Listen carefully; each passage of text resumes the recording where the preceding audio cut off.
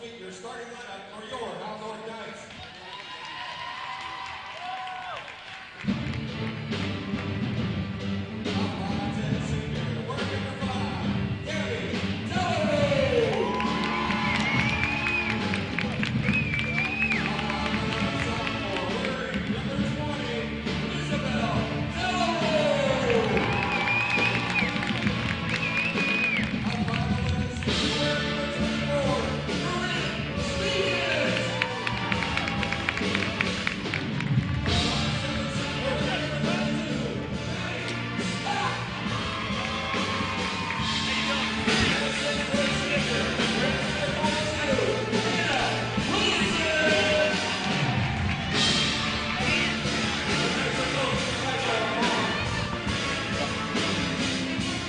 Good evening, ladies and gentlemen. I am your host, Jacob Delaney, and I'm also here with Emily Hood as the Knights take on the Francis Howell Vikings. The Knights will be playing today for their annual Pink Out game here against the Vikings. They've had a lot of success with them this season. Earlier in the season, they topped Francis Howell High School, and they beat a 14-game losing streak that dated back to February 14th, 2011. They won that game 51-48. They're looking to continue that success into the game tonight. Jacob, what do you think are some things that the Knights need to work on to be able to top the Vikings here? I think that the Knights need to keep feeding the Delarue duo, and they need to play aggressive basketball because they need to keep up with these Howell Vikings and put points up on the board. And the Knights, Jacob, will be looking to put the points up as Hannah Wilson wins the ball for the Knights. Maddie Stock now taking the ball down the court, looking for an open pass.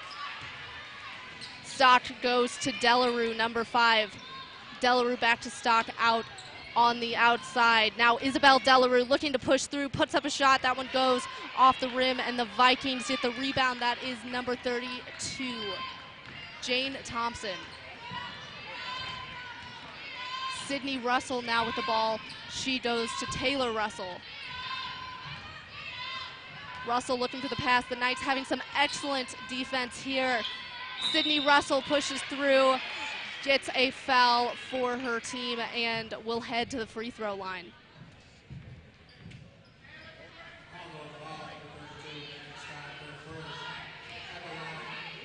That foul coming from Maddie Stock. That is her first foul of the night. That ball just going right off the rim there. Let's go, Knights!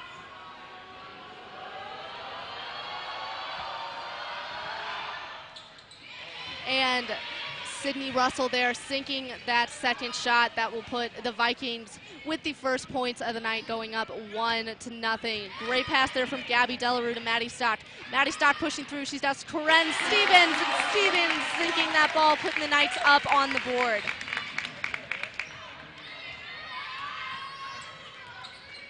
Last time the Knights faced the Howell Vikings, they beat the Vikings in the fourth quarter, barely beating them by a score of 51-48. And a great steal there from Isabel Delarue. She currently leads the team in steals at 59 on the season. Delarue getting that rebound, and she puts another one away for the Knights.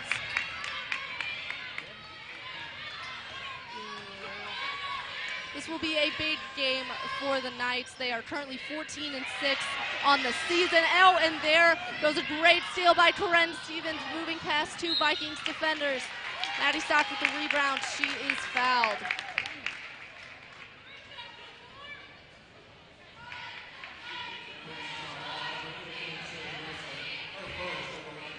Francis Howell High School is currently 12-10 on their season. They sit 4th in the GAC, and they have had a 1-8 record. North has had a 1-8 record against Howell over the past 5 years. That's since 2014.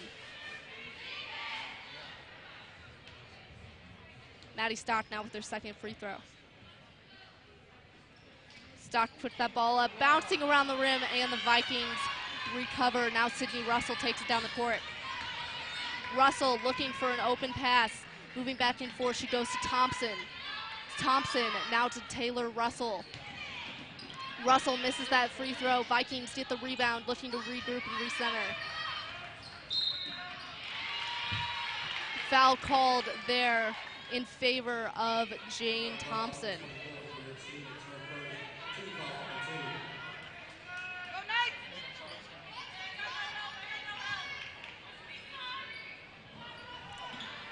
Thompson goes to Sydney Russell.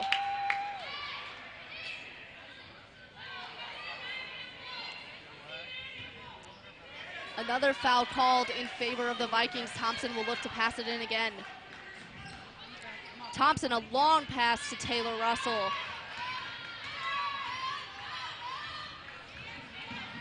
Russell at the top of the court. She goes to Lily Machado. Machado going for the shot. She is called foul against. That will be the night's third foul of the night. The crowd not happy about that one.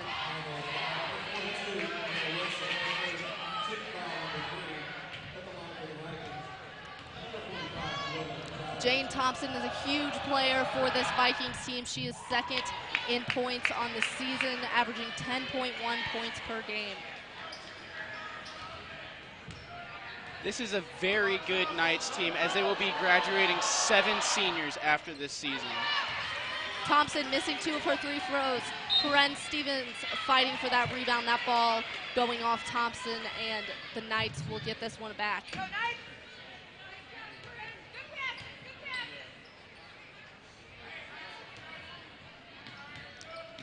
Delarue goes to Maddie Stock. Gabby Delarue now taking the ball down the field. She goes to Corinne Stevens, 2-on-1. Stevens putting the ball away. She will go up 6-1 with 5 minutes and 30 seconds left in the first period. Taylor Russell now again. Russell fighting past Delarue. Russell goes for the layup, but is stuffed by Isabel Delarue. Excellent defensive play.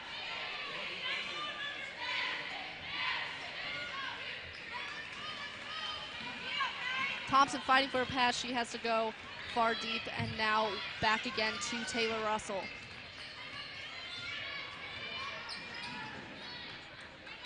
Russell and Thompson handing the ball back and forth.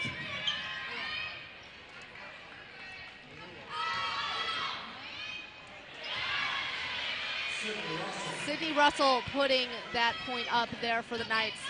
Maddie Stock gets the pass from Isabel Delarue. Corinne Stevens pushing past. Great defense there by Hannah Wilson. An excellent play there from Corinne Stevens and Hannah Wilson. Corinne Stevens already has 6 points on the night.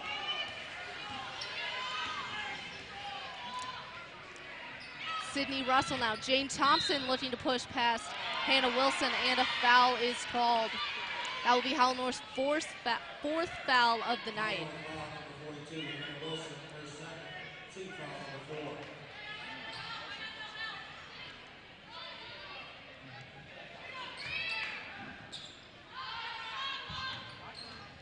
Lily Machado now.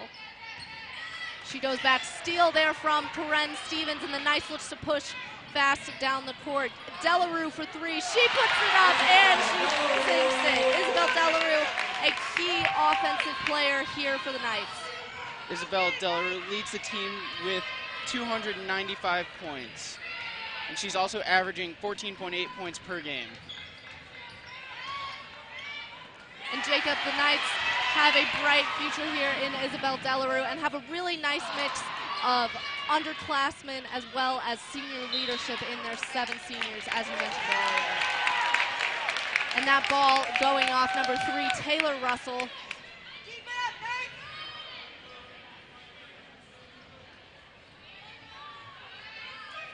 Maddie Stock now looking to throw it in. She goes long to Isabel Delarue. Delarue back down to her. Maddie Stock for 3! All right, what a shot there from Maddie Stock. The Knights offense is rolling as the Vikings call a timeout. With 3 minutes 40 seconds remaining in this period or quarter, the score is 13-3 in favor of the Knights. So Jacob, This is a huge game for Knights. As always, the Pink Out game is a huge event, one of the biggest games of the season, and a very meaningful cause here for the girls basketball team. How do you think this atmosphere is contributing to this strong start in this match? I think it's really keeping the Knights confident because they have the home field advantage here and the crowd on their side, as you could hear right now. And Jacob, that is the basketball band. They're getting loud, as well as the Goonies. A strong showing here for the Knights.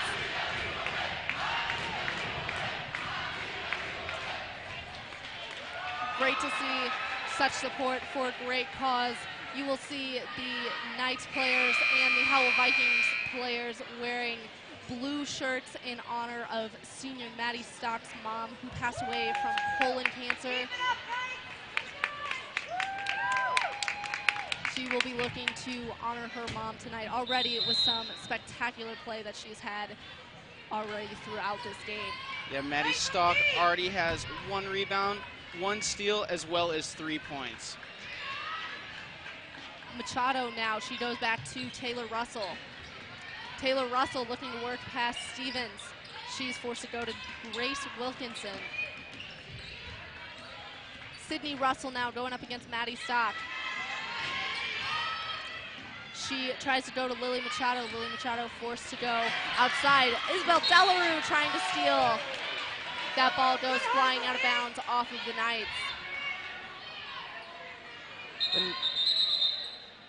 The Knights are playing very good defense this game, which is something I didn't see last game against the Vikings for them.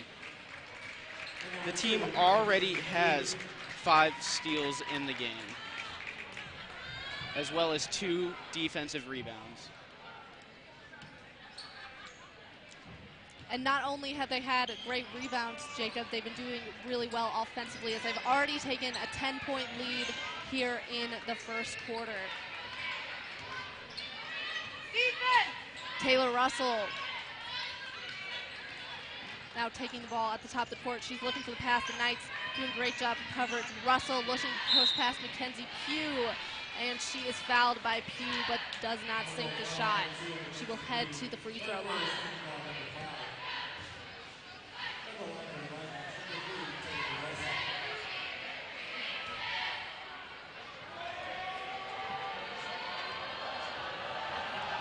Taylor Russell with her first shot, she sinks it.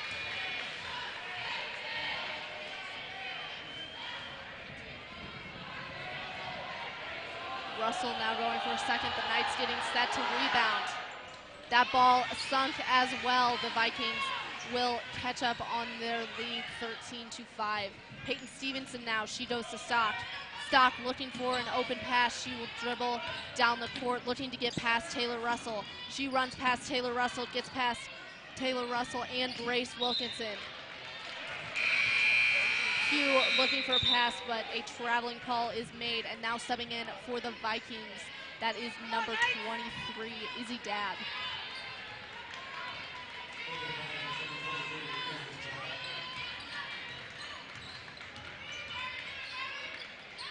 Taylor Russell, high pass there to Jane Thompson. A little too high on that shot. And another foul is called here against the Knights, called against Peyton Stevenson. That will be their 6th foul of the night already, getting quite a few fouls here, as it was only in the first period.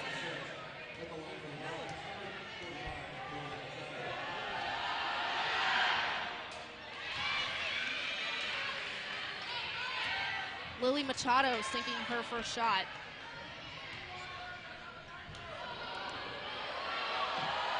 Machado now going up for a second. Then Howell North crowd trying to get inside her head. And Karen Stevens there with the rebound, with that ball knocked out of her hands and will go back into the Vikings.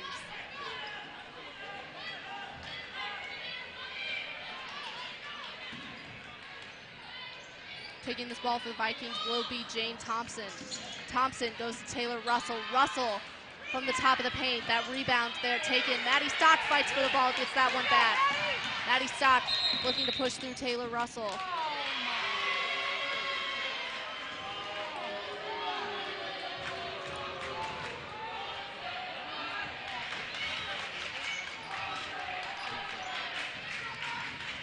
The Vikings again getting the ball after a call. The Knights were not too happy with that one. And here goes Jane Wilkinson. Jane Wilkinson with a foul called against her. She heads to the free throw line.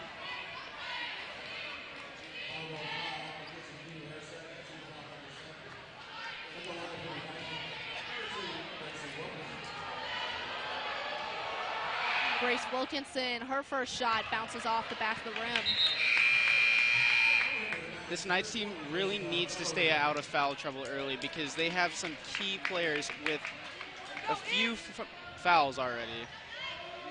Isabel Delarue now subbing back into the game. Wilkinson with her second shot, that's bounced off. Corinne Stevens with the rebound. Stevens taking the ball down the court. She looks to get past two Vikings defenders. Isabel Delarue now looking for a pass to get open. She goes to her sister, Gabby Delarue. Delarue pushing through, puts up the layup. That one jumps up short. Peyton Stevenson and the Vikings fighting for that rebound, and that will go in favor of the Knights. Now subbing in for the Vikings, number 12, Braden Brown. Isabel Delarue now pushing through the paint. She puts up that layup. That one not quite there yet. Stevens trying to get the rebound, but that falls into Jane Thompson's hands. Thompson now with a long pass down the court now to Grace Wilkinson. Thompson from the three-point line. That ball bouncing off the rim. The Vikings are able to recover another three-point there. That one going over, and that one is recovered by Isabel Delarue. 60 seconds left here in the first quarter. Stevens goes to Stock. Stock pushing through, goes for the layup. That one coming up short. Braden Brown there with the rebound. Now with the ball, number 23, Izzy Dabb. Some plays called there by Taylor Russell. Russell goes back to Dabb. Dabb going all the way through the paint. That ball stolen by Peyton Stevenson. An excellent ball there. Corinne Stevens does a Peyton Stevenson. Stevenson goes for the shot, is fouled by Thompson.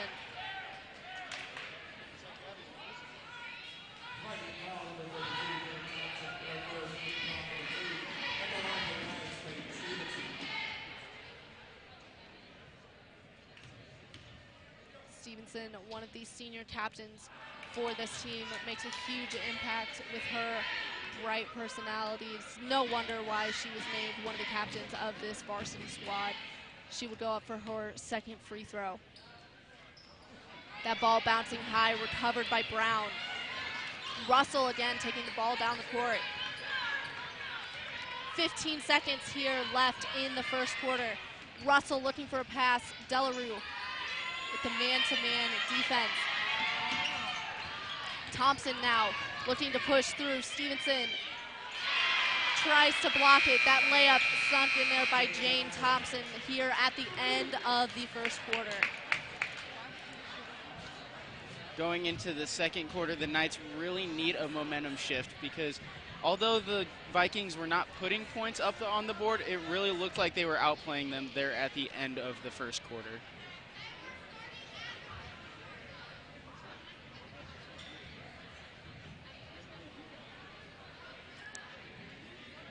Now, Jacob, the Knights started off strong there, still holding the lead 13-8, but in the end, we noticed they had some fouls. Things might have gotten a little sloppy. How do you think that might have impacted their play, and what do you think are some things that Coach Hahn might be telling them there on the bench? I think she's just telling them to play their game because they obviously know that they can outscore them so far, so they really need to keep scoring against these Vikings.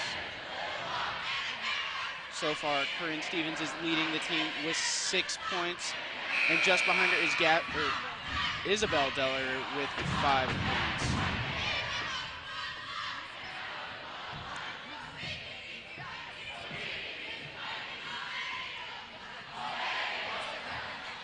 The Knights here getting some cheers joined in by their cheerleaders, trying to get their team going at the start of the second quarter. Delarue looking for a steal. Amanda Mathewson working around her. Mathewson loses the ball, and here comes Corinne Stevens running down the court, ball knocked out by Jane Thompson, and a three-point play there by Gabby Delarue. Excellent play there from Gabby Delarue, and love the hustle there from Stevens to push that ball down the court, earn the three-point play for her team.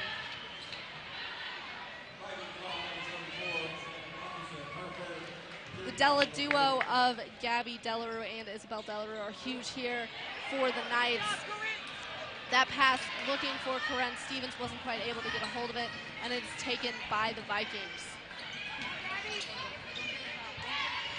Gabby Delarue here is playing very aggressive defense, and Isabel Delarue with the steal. Huge stealer from Isabel Delarue. Maddie Stock looking for the three. That rebound taken by Hannah Wilson. She puts that one back up to 2 more for her team.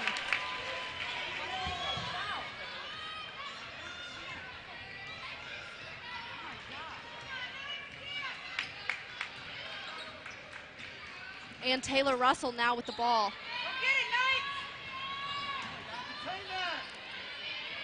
Sydney Russell putting up 2 more points for her team, working around the Knights defense, and the Knights will regroup as they have a 7-point lead.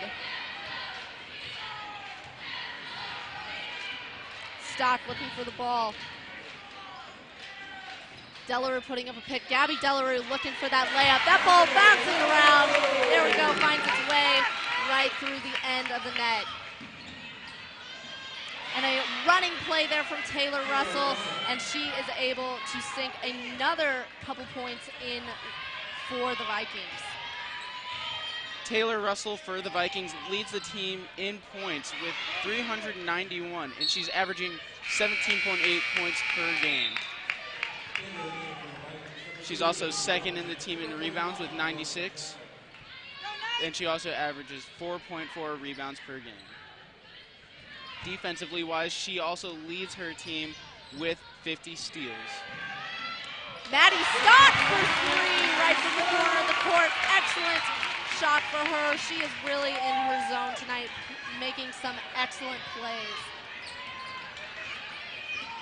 That is Maddie Stock's 6th point of the night. Grace Wilkinson now from the outside. Gabby Delarue guarding her.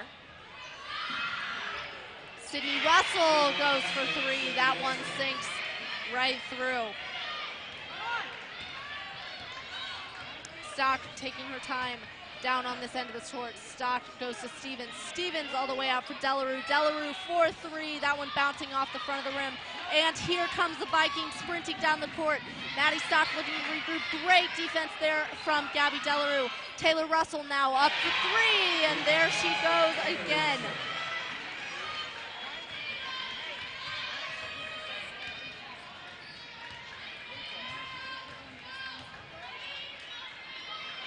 Maddie Stock now to Gabby Delarue. Hannah Wilson looking for a shot. She is blocked, but gets a great pass to Karen Stevens.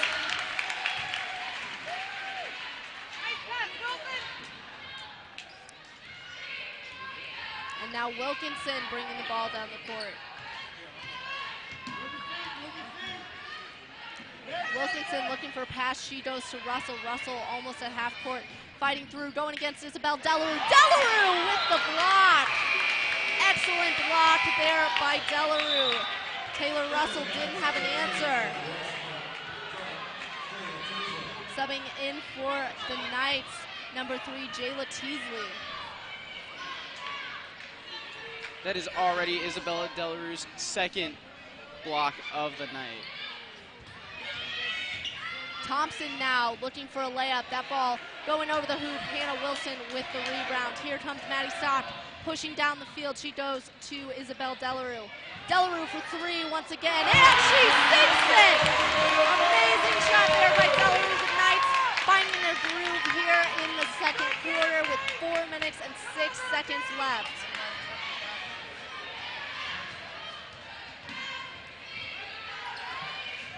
Taylor Russell now going up against Delarue. Machado looking for that shot, but a foul is called in favor of the Knights.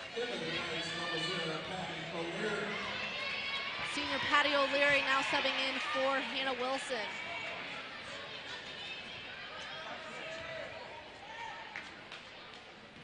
Delarue going to Stock.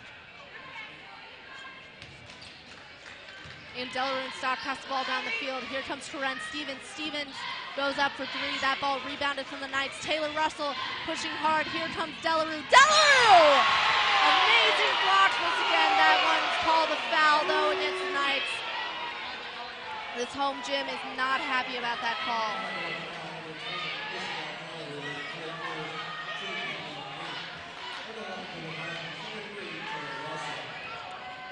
Taylor Russell now heading for the free throw line.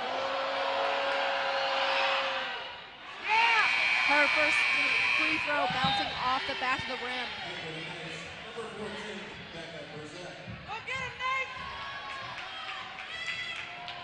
Becca Brissett now coming in place of senior Corinne Stevens.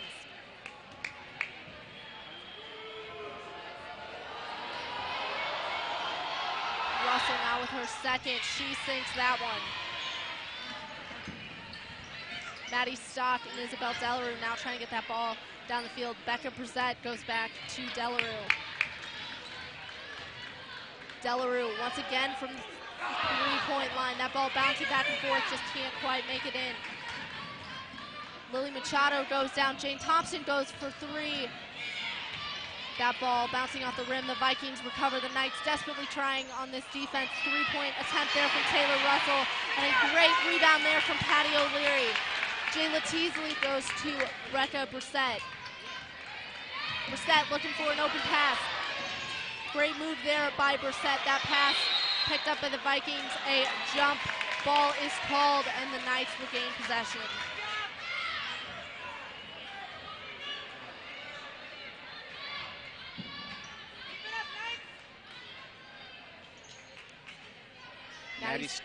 Maddie Stock looking for the inbounds play for the Knights. Long pass there from Maddie Stock to Delarue. Delarue fighting through. That ball blocked and will be given in favor of the Vikings.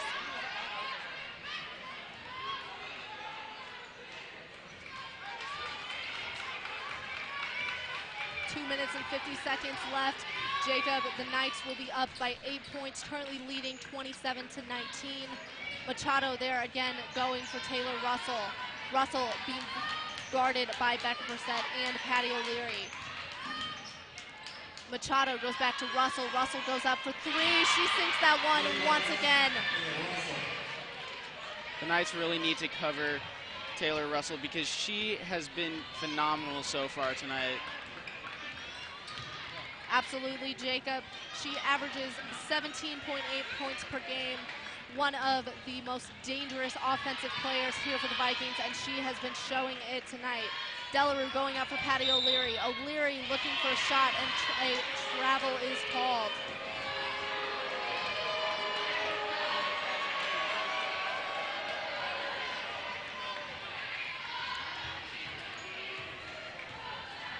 The Vikings now coming down the court. Taylor Russell goes to Lily Machado. Machado goes to Sydney Russell. Machado now with the ball guarded by Patty O'Leary. Pass there to Grace Wilkinson, and a steal from Isabel Delarue. That pass intended for number 32, Jane Thompson. Maddie Stock now on the three-point line. Stock pushing through, looking for a layup, and she is fouled. Stock will head to the free throw line with a minute 30 left.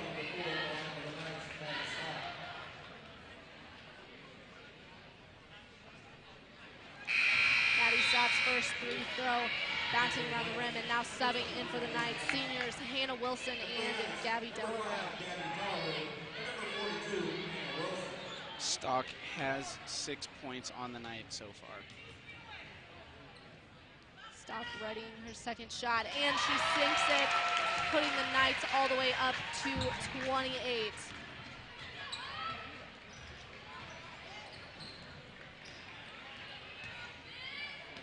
Now Izzy Dabbs sending that one to Taylor Russell. Taylor Russell loses that ball. That call will go in favor of the Vikings. Come on, Nate.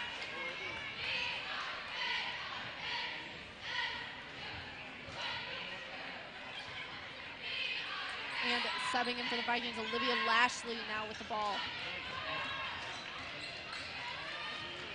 Taylor Russell looking for an open pass. She goes to Izzy Dabb. Lashley now to Sydney Russell. Russell looking to push through, couldn't find a shot. Izzy Dabb. Vikings looking for shots. Sydney Russell now taking that ball. That ball kicked around. The Vikings are able to recover. Under a minute left here in the second quarter.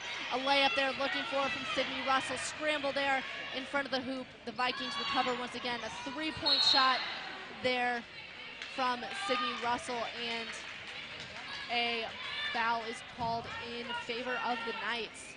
Viking foul number 45, William Machado, Ferguson, team foul number 5. That will be the fifth foul on the Vikings for the night. There's 43 seconds left. Isabel Delarue to Gabby Delarue. Deladuo pushing this ball back and forth, and a traveling call called against Gabby Delarue.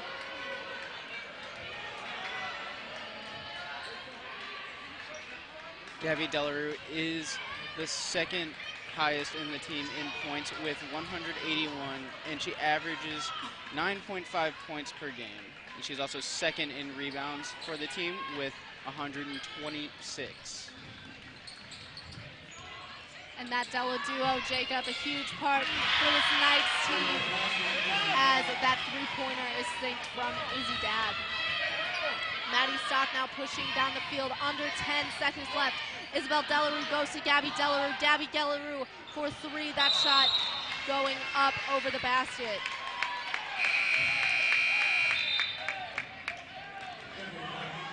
And subbing in for the Vikings, Jane Thompson. Thompson will take this pass. Thompson with a long throw. That ball taken by Maddie Stock. Maddie Stock charging down, last minute shot. Just a little bit too much power on that as the Knights continue to lead in the second half, 28-25. The Knights really building off of some momentum they had at the beginning of the quarter, but still a little bit of struggles there towards the end, some struggles with fouls. What do you think the Knights could improve on heading into halftime to hopefully beat the Vikings for the second time this season?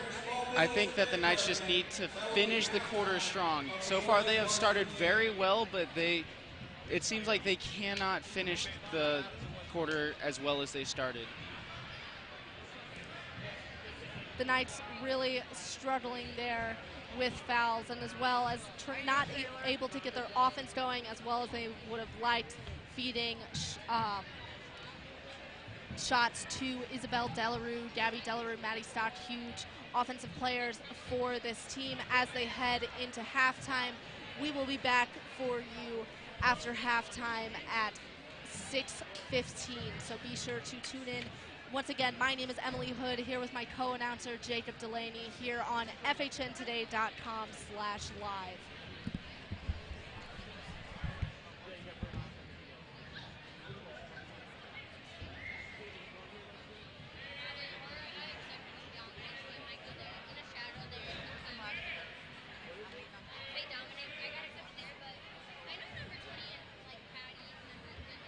Hey, what's up, man? Hi. How are you? Just get here? Or were you over there? I was over there. Was you? Yeah? Good to see you. Bunko's at my house. What? Bunko's at my house tonight. I feel so bad. I hadn't seen you since I saw you at House Central, and I just... Please welcome the Varsity Night Line Dance Team of Florida. They're performing their competition dance routine for your halftime.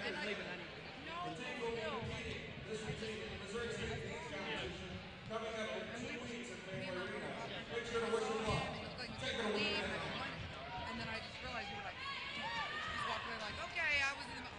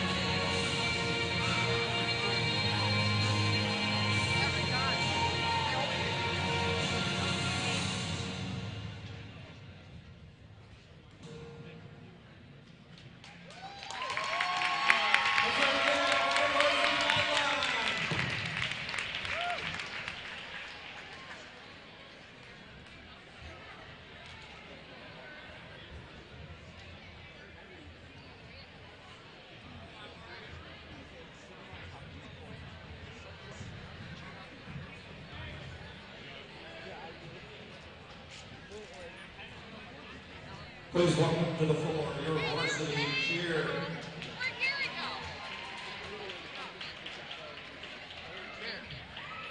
you doing? Good. Kim ready for us? I know, she just texted me, hey, take the top drawers out of the island, something fell behind. Emergency, emergency. All right, I'm going to step through here. Here, give me a hand.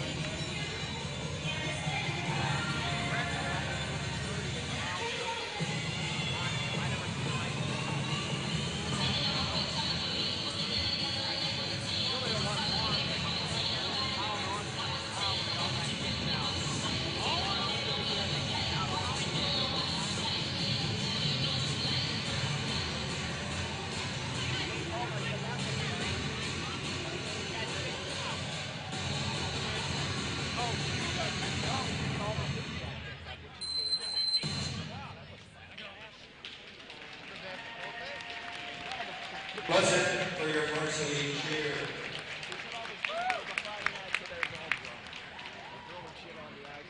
High school kid. We could get away with that when we were that age. I didn't think we could. Well, I guess it's not a school thing. It's good. It's a record. It's a rec collection. It's in a high school team. I think I'm going to go watch that. Just a reminder, at halftime of the boys varsity game, we will be doing the bucket match. Collect money for the American Cancer Society. So make sure at halftime you have that extra change ready, as the players will come up into the stands for 1 minute. Oh. He's got 7 of the players out there on his left team. Yeah, number 3 will be able to get a shot off. They're playing defense that I played in from CYC. Man, stay inside the yard. Right. Bring them when they come inside the yard. You can take them out there to get around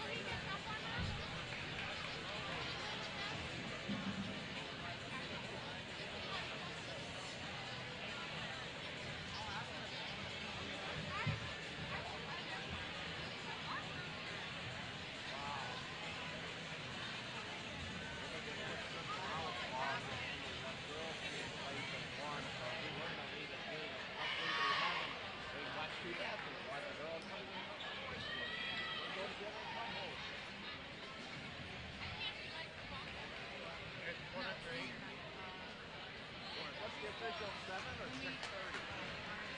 7. We are back, ladies and gentlemen. As halftime has come to a close, the score is 28-25 in favor of the Knights. Taylor Russell now with the ball at the top of the court. Russell goes for 2 points. She gets the rebound, puts that one up again, and is able to sink it. Taylor Russell putting the Knights within 1 as Maddie Stock comes back.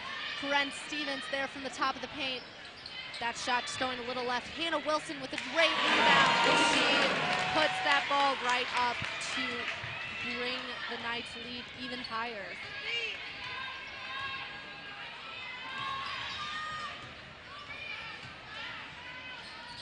Jane Thompson going to Olivia Lashley. Russell now back to Thompson. Russell looking for a shot, blocked by Isabel Delarue. Delarue gets caught up on the back of the Knights defender. Vikings there with that rebound. Thompson loses that ball. Stevens fighting back, and the steal there for the Knights.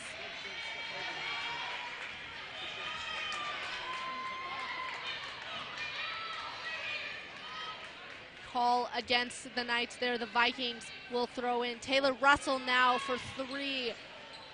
That ball taken off. Hannah Wilson fighting back, and here comes the Knights. Stevens goes up, slowing that ball down, goes to Hannah Wilson. Wilson looks for a shot, blocked there by the Vikings. Not able to quite keep that one back in yet.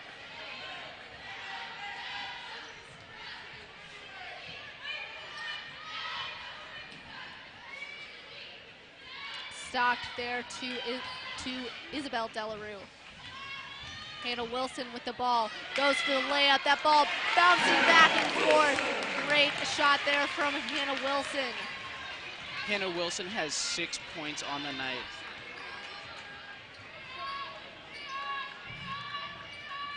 Thompson now going to Russell.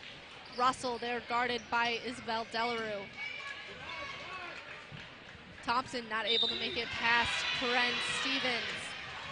And a foul there is called.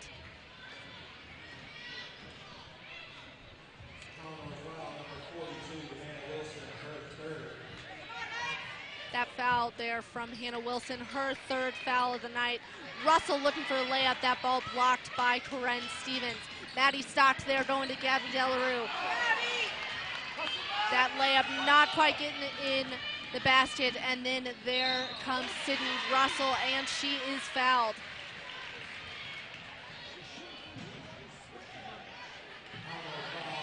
Number 20 is Delarue, her second team foul number 2. At the line for the Vikings, number 15, Sydney Russell. When he didn't call that first one, Sydney Russell now with her first.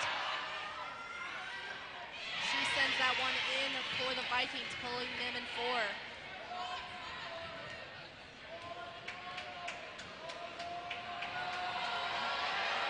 Sydney Russell goes up once again. North crowd looking to distract her. Corinne Stevens there with the rebound. She goes to Isabel Delarue. Delarue firing that ball to Maddie Stock. Maddie Stock not able to get a hold of it, but that ball will go off a Vikings player, and she will send it back in. Stock goes to Delarue. Delarue for 3. That ball bouncing back and forth. Rebound there from Olivia Lashley. Taylor Russell once again. Russell going to Sydney Russell. Sydney Russell gets past Maddie Stock. Goes up for the layoffs. The Vikings coming within 2.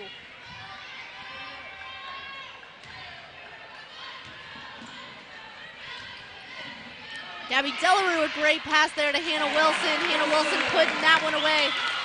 A close match here with the Vikings and the Knights. And Jacob, we knew this was going to be an exciting game based on this team's history. They both have some awesome players here tonight, some great seniors who've made a difference. There was no way this wasn't going to be an exciting game tonight. Lily Machado not able to put that one away. The Knights get the rebound. Corinne Stevenson goes to Gabby Delarue. Gabby Delarue for 3. Isabel Delarue gets the rebound, puts that one away.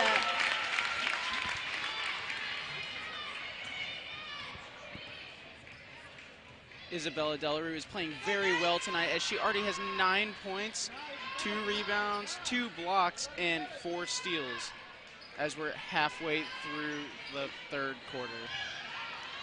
4 minutes, 19 seconds left on the period. Lily Machado putting that layup up for the Vikings. Deladuo sending that ball down the court. Isabel Delarue looking for Corinne Stevens there. That ball coming up short. Sydney Russell looking to pass to Taylor Russell. That ball is blocked off the body of a Knights player. Maddie Stott coming back once again. Very fast-paced offense here for the Knights. Isabel Delarue takes some time to pause, giving her team time to get set. Delarue goes to Stevens.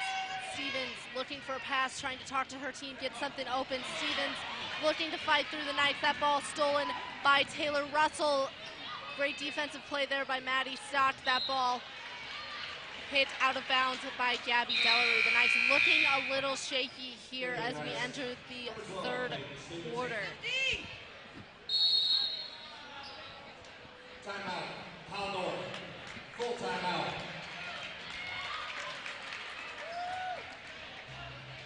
Coach Hahn calling a timeout to hopefully get this team recuperated, because they are looking a little shaky here going into the third quarter.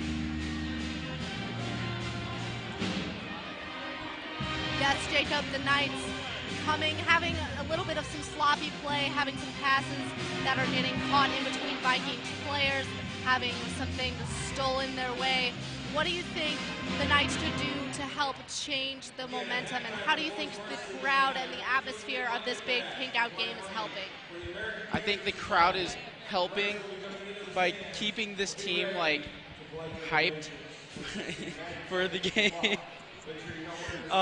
But the Knights need to keep beating those key players like the Deladuo and Corinne Stevens, because they all have more than 5 points in the game. Getting hyped, as you said, Jacob, definitely a big part of this game, and the crowd here doing a great job with that, trying to bring some energy back into this team. The Knights still leading by 4, 3 minutes and 20 seconds left in the third quarter. Lily Machado going to Sydney Russell. Sydney Russell back to Machado. Machado that not able to sink that one in. She recovers the rebound. Taylor Russell now slowing things down for the Vikings. Sydney Russell not able to catch that pass. Great defensive play there by Maddie Stock. The Knights will get this one back. Isabel Delarue looking for a pass. Maddie Stock now at the top of the court, needing to get that ball down. Dribbles that ball behind her. Great move there to get out of the way from Jane Thompson. This Knights team has to be better at getting defensive rebounds, because they can't keep letting their opponent put up shot after shot. They need to find a way to grab those rebounds. Another play there from Taylor Russell from the Howell Vikings. Maddie Stock now desperately needing to set up some offense for the Knights as the Vikings come within 2. Corinne Stevens puts up the shot, that one missing the basket. Some defensive play there from the Knights, and a foul is called against Olivia Lashley.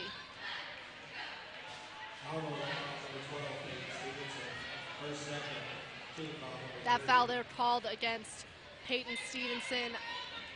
Another foul there for the Knights, as they have had numerous ones for this team. They have had 10 fouls here throughout the night.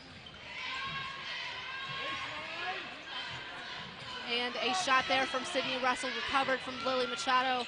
Olivia Lashley pushes that ball back out outside the three-point line. Taylor Russell putting that one up, and the Knights finally getting the rebound there after some struggle.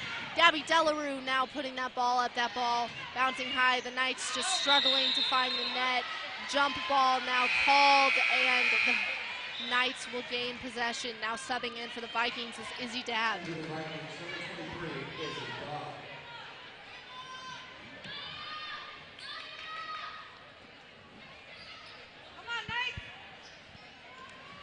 Stock goes to Gabby Delarue. Gabby Delarue looking for a pass. She goes to her sister Isabel. Deladuo once again. Foul called against the Vikings.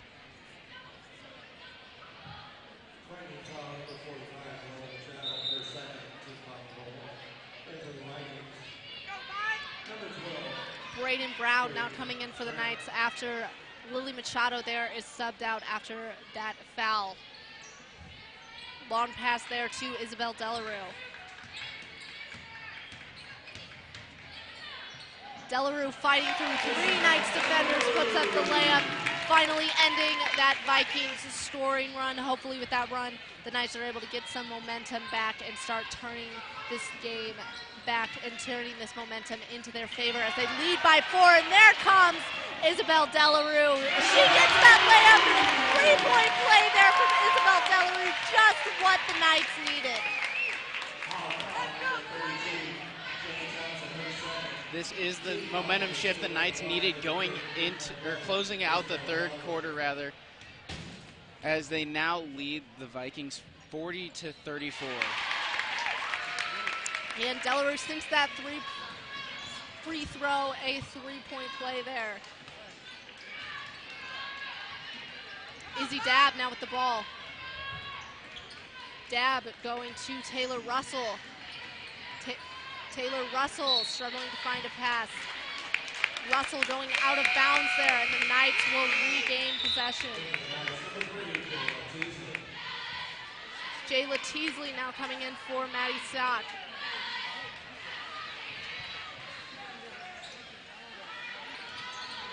Delarue goes to Teasley. Teasley struggling, gets an amazing pass there to Corinne Stevens. Stevens with the shot there. The Knights regaining this lead. They currently lead 43-34 with 45 seconds left on the clock, and a foul is called in favor of the Vikings. That will send Taylor Russell to the free throw line.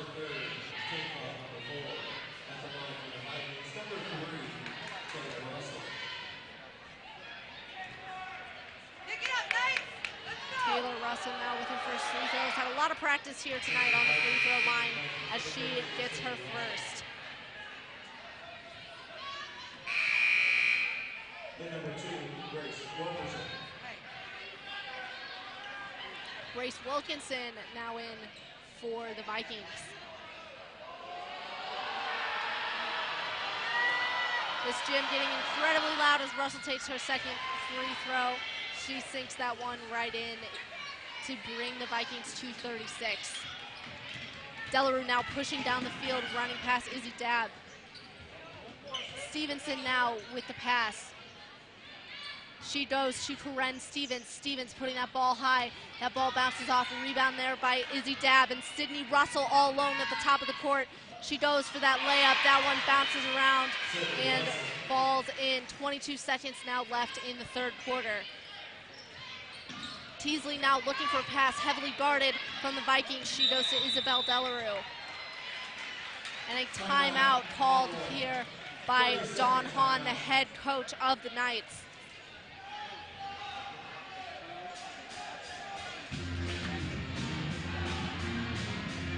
The Knights are 14-6 and 3-3 in their GAC. They won their last game on Tuesday versus St. Charles West by 9 points with the final score of 55-46. The Knights, Jacob, coming off of some momentum off of that game. A great game there played here at home. And the Knights here taking some time to calm down, regroup themselves as they head into the fourth period. It's been a very close, very exciting game here throughout the night, and we knew it was going to be with the offensive power of Taylor Russell and Jane Thompson for the Vikings, and the Della duo and Maddie Stock for the Knights. Jayla Teasley looking for a pass. She goes to Gabby Delarue. Delarue to Stevens. The Knights racing down with 6 seconds left. Gabby Delarue gets that ball up, puts up the layup. That one coming up short. Peyton Stevenson fouled there on the rebound. 1 second left. She will head to the line.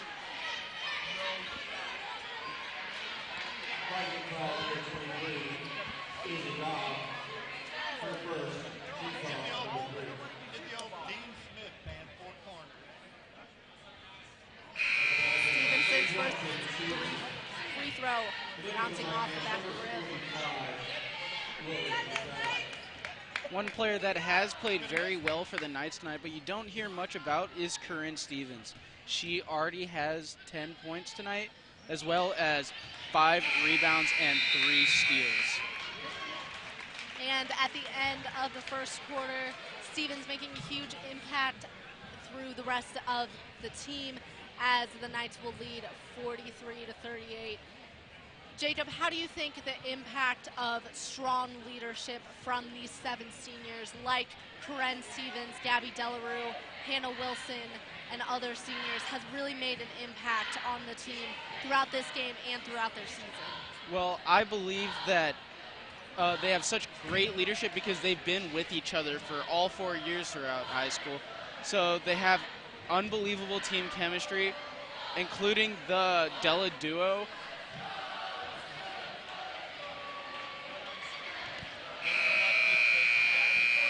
Della duo has been having a fantastic night.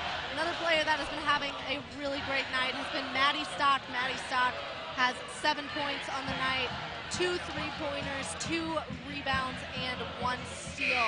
She will, of course, be playing for her mother, passing away from cancer. And on the wall of the FHN gym, there are banners colored by the players that say Stock on the back. They're shaped like jerseys to honor Maddie Stock's mom. A really great cause here that they have going for the Knights. Really a lot of heart here from both programs. Not only great athletes, but also great students as well.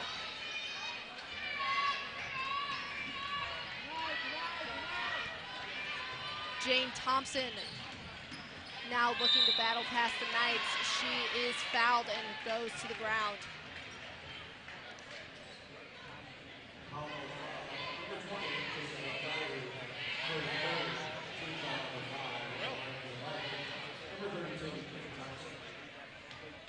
That is Isabella Delarue's 3rd foul on the night tonight.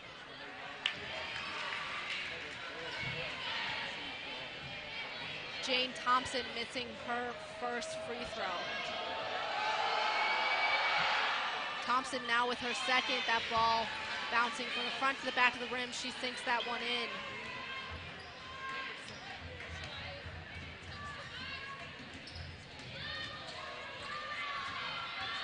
Jayla Teasley now to Hannah Wilson. Gabby Delarue puts up that shot. That ball not able to find its way in. Corinne Stevens with the rebound. Jayla Teasley saving that ball from crossing over the half-court line. Jayla Teasley goes to Isabel Delarue. And Isabel Delarue will be fouled there from the Vikings. She will head to the line.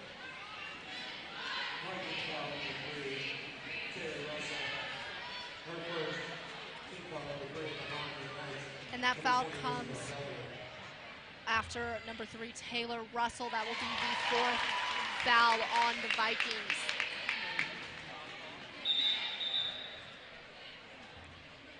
Subbing in for the Knights is Maddie Stock.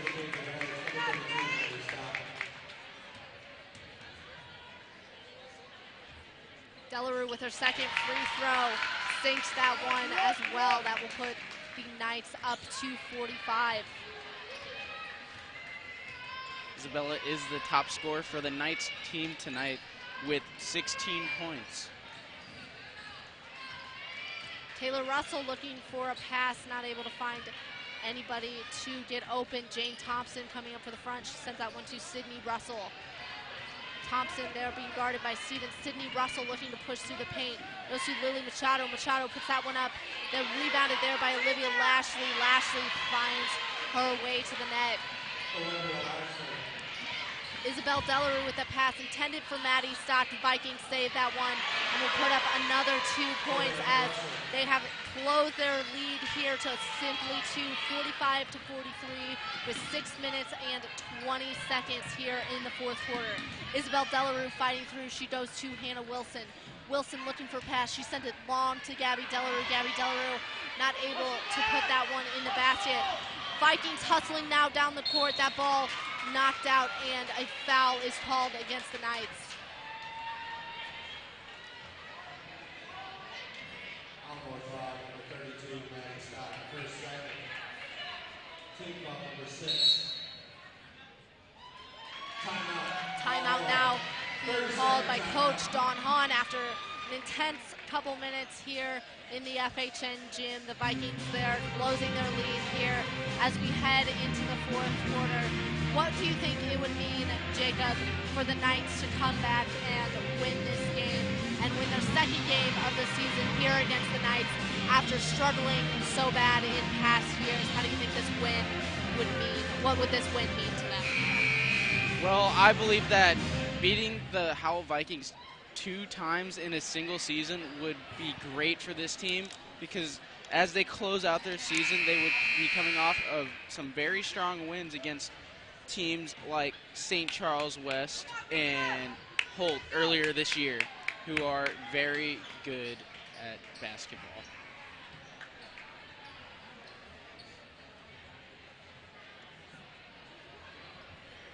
Vikings taking some time to clean up a spot on their court. Will get a little bit of an extra timeout as they try to clear off some spots on the court. The FHN student section and cheerleaders, they are trying to fill this gym, a very packed gym tonight that we have. Huge turnout here for this pink out game. It's always great to see such strong support here at Francis Howell North.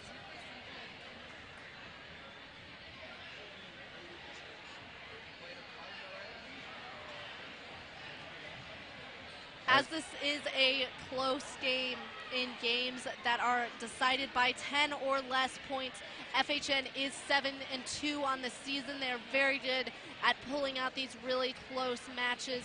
Francis Howell is 8-5 in games decided by 10 points or less. Still a great record. Both these teams very solid in these close matchups. Sure to be an interesting next couple of minutes as we have 6 minutes and 5 seconds left on the clock.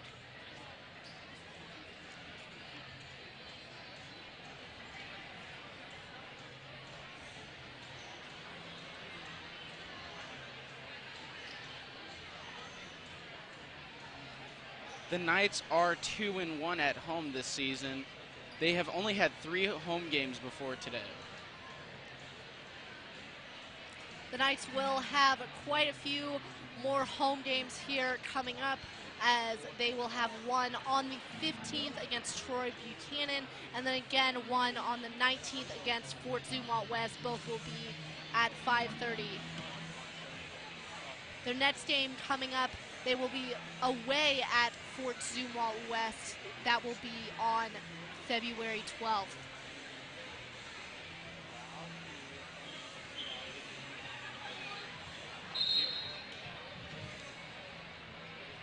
It looks like after a assistant there taking one for the team, wearing some towels as shoes, getting that water cleaned up there on the field, the court, excuse me, the Vikings will be ready to come back. Great defensive play there by Corinne Stevens. Taylor Russell goes to Sydney Russell. And that ball put away by Sydney Russell, and we are all tied up here. Gabby Delarue there, a long play. Delarue goes for Maddie Stock. Maddie Stock taking that ball back. The Knights really needing to get some offense going here, stop this Vikings run. Delarue with a long pass to Maddie Stock. Maddie Stock goes to Torrent Stevens. Torrent Stevens putting that one away for the Knights. A huge basket there, and one time that they desperately needed it. Some strong defense here needed by the Knights. Jane Thompson tried to take that ball. That ball knocked away from Corinne Stevens. She recovers. Stevens with some great defense there. Olivia Lashley going back to Taylor Russell.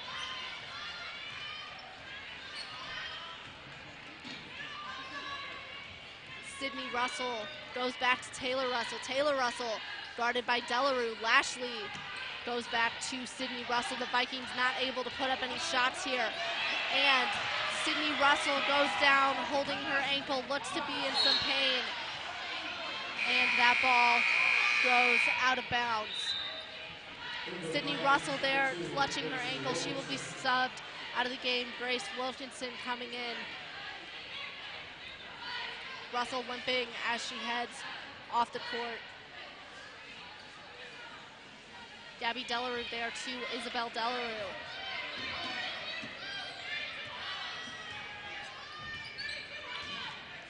Maddie Stock looking for an open pass. Gabby Delarue. She goes to Isabel Delarue. Isabel Delarue for three, bounces off the top of the rim. Gabby Delarue gets the rebound, puts the ball away, and the Knights will go up by 4. 4 minutes, 16 seconds left in the fourth quarter. This might be the momentum change that the Knights needed as the Howell Vikings call a timeout about halfway through the fourth quarter with 4 minutes and 9 seconds remaining. A timeout here, possibly Jacob even signaling a momentum change as the Francis Howell coach was to kind of slow down the Knights offense as they were starting to get on a run there. What do you think the Vikings might need to do if they were wanting to slow down the Knights, possibly try and regain the lead and pull through as they've not had a win yet this game? I think that they're going to try and get Taylor Russell open as much as possible because she has been one of the highest scorers for the Vikings this night.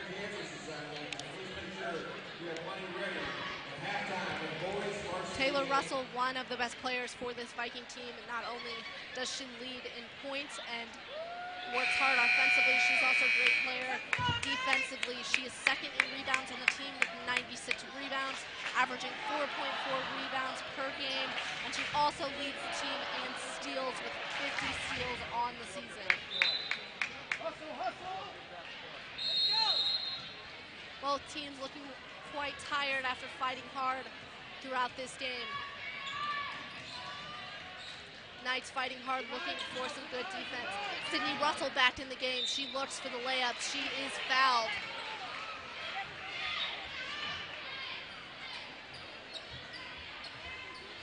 Sydney Russell, her ankle looking to be fine after that earlier scuffle there where she hit the ground. She'll go up for this free throw. She sinks that first free throw, bringing the Vikings to 46. There's 3 minutes and 56 seconds left on the clock.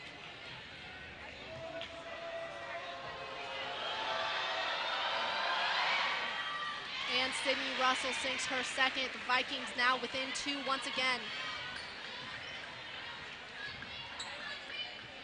Delarue and Stock going back and forth. Gabby Delarue tries to send that one to Corinne Stevens. That ball just slips through her hands, and the Vikings will gain possession once again.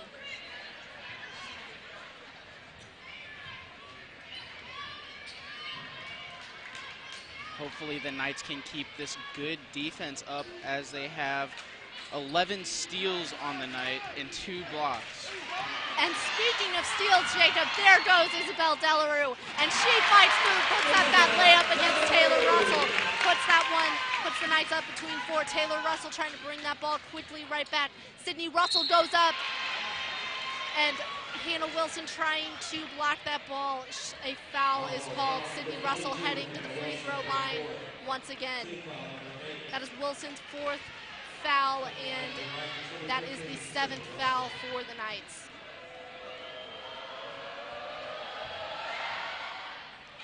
Sydney Russell once again sinking that free throw.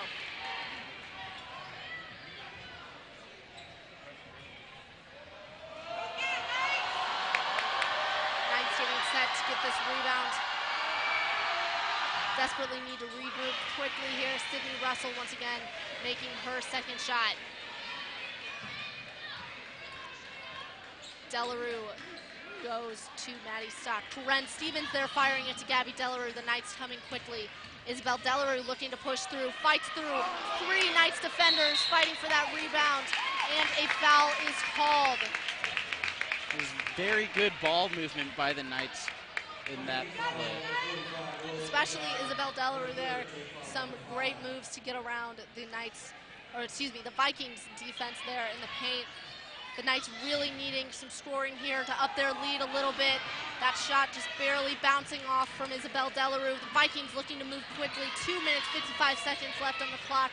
Taylor Russell getting around Maddie Russell there, trying to regroup her team, get some plays called. Taylor Russell there, the Knights looking to do some zone defense. Maddie Stock getting the rebound there. Here come the Knights. Maddie Stock with her 3rd rebound of the night.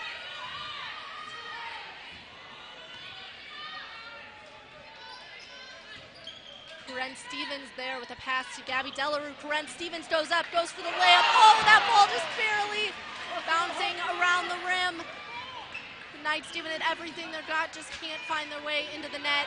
Hannah Wilson there stealing that pass. She keeps the ball, pushes to Gabby Delarue, and a foul is called.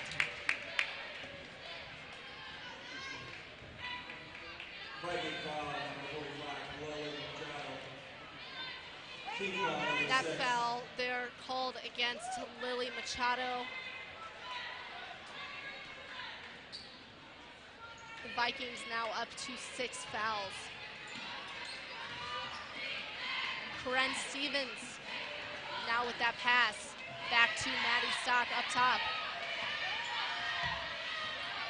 Stock calling to her teammates, trying to get some pass open. 1:52 now left on the clock. Stevens now from the top of the court hands it to Gabby Delarue. Gabby Delarue goes to Isabel Delarue. Delarue pivoting, goes back to Stock. The Knights staying outside of the 3-point line. They go back to Gabby Delarue. 1:33 now left on the clock. Gabby Delarue loses that ball. Diving play there. Foul is called.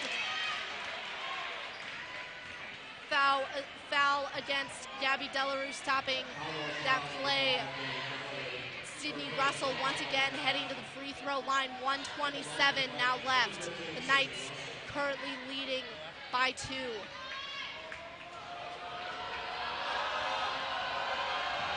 Sydney Russell with 1 foul here. She knocks that ball off. That ball recovered by Lily Machado. The Knights looking to regain that ball. Knights playing some strong defense here. Each team giving it their all. Hannah Wilson there with the rebound. And the Knights will fight back. Gabby Delarue pushing that ball down the court. Gabby Delarue goes to Hannah Wilson. 1 minute, 9 seconds now on the clock. Maddie Stock now with the ball. Foul called there against number 32, Jade Thompson. Maddie Stock now heading to the free throw line, as that was Howell's 7th foul of the half. These are some important free throws for Maddie Stock to make if we want to make this a multiple score game. A great foul, great free throw there from Maddie Stock. Like you said, Jacob, that was crucial for this Knights team. And now a sub there from the Vikings. Izzy Dobb coming in for Olivia Lashley. Stock there for her 2nd.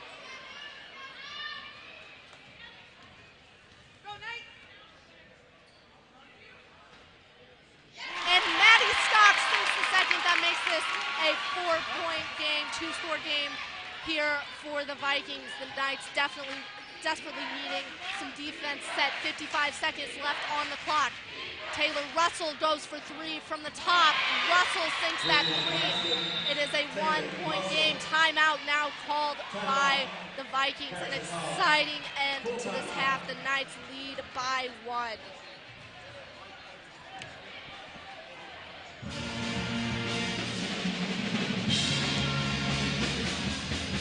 And Jacob, how would you describe the energy in this gym right now? The Knights only leading by 1, looking to take a 2nd victory of the season against Francis Howell here on this pink out night. I believe that the feeling is really tense but excited because the Knights know that they can beat the Vikings because they've done it once before this season already. It's just with just 49.2 seconds remaining, the Knights lead by 1. So they're looking to close out this game as they get the ball after this timeout. The pep bands here and the FHN cheerleaders giving it everything they got, trying to pump up this team. And some impressive tumbling there from the Knights cheerleaders coming from varsity senior cheerleader Catherine Brooks.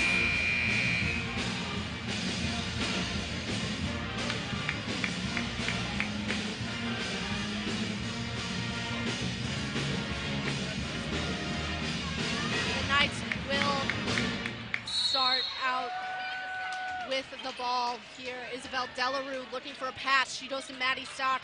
That ball taken away from Olivia Lashley. 44 seconds left on the clock. Corinne Stevens looking for a pass. She dribbles around. Maddie Stock hands that ball off. She throws that one away. Hannah Wilson there on the ground fighting for that ball. Jump ball will be called. Knights will get possession. Hannah Wilson clutching her knee there. The Knights players crowd around her.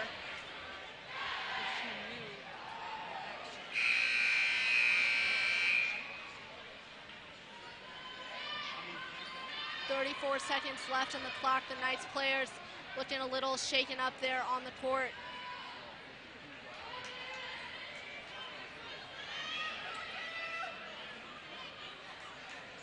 In for the Knights, 0-0, Patty O'Leary.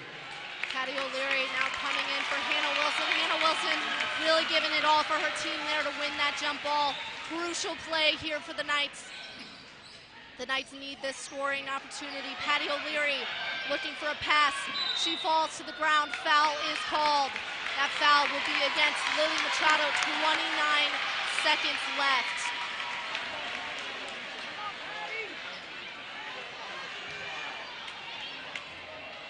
Striking foul number 45 for Lily Machado, her fifth, team foul number 8.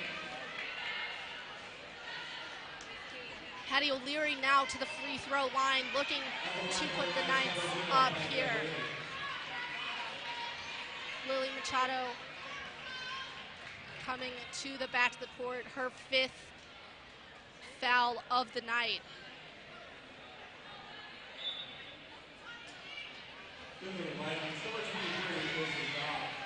Izzy Dobb now subbing in for Lily Machado.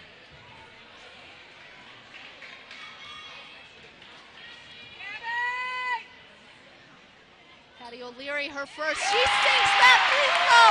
Knights go up by 2. 29 seconds left. She will go for her second. Timeout now called here by the Vikings. The Knights leading by 2. What an exciting end here to this game.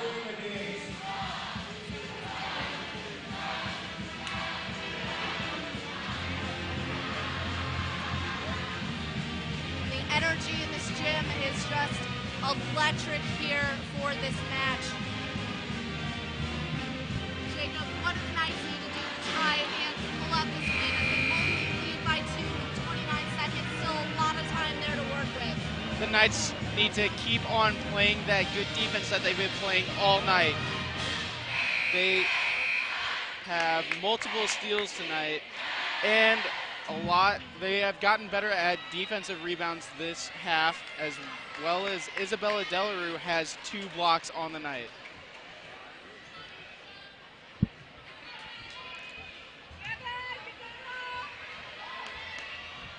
Patty O'Leary now with her second. That ball bouncing off. Corinne Stevens with the rebound, throwing that ball up. Gabby Delarue there gets that rebound, takes the ball out.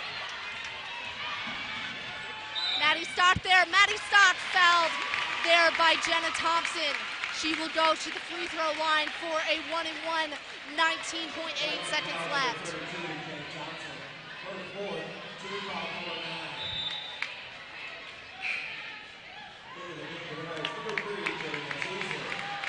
Jayla Teasley now subbing in for Patty O'Leary. Maddie Stock here with her first. Maddie Stock sinks that one. That will put the Knights up by 3. Huge play. She will go for her second. That makes it 10 points tonight for Maddie Stock. Maddie Stock to second. Shoot!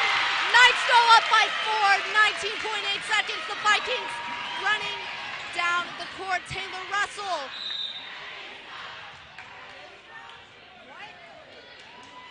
Taylor Russell will be fouled. She will head to the free throw line. Howell was fouled, number 20, Isabel Delarue. Her fourth, team foul number 10. At the line to shoot two, Taylor Russell.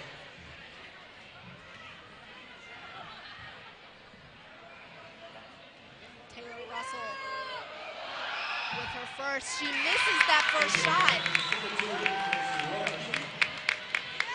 Heartbreaking shot there for Russell. She will go for her second. Grace Wilkinson will be subbed into the game, and Howell North will call a timeout. Full timeout.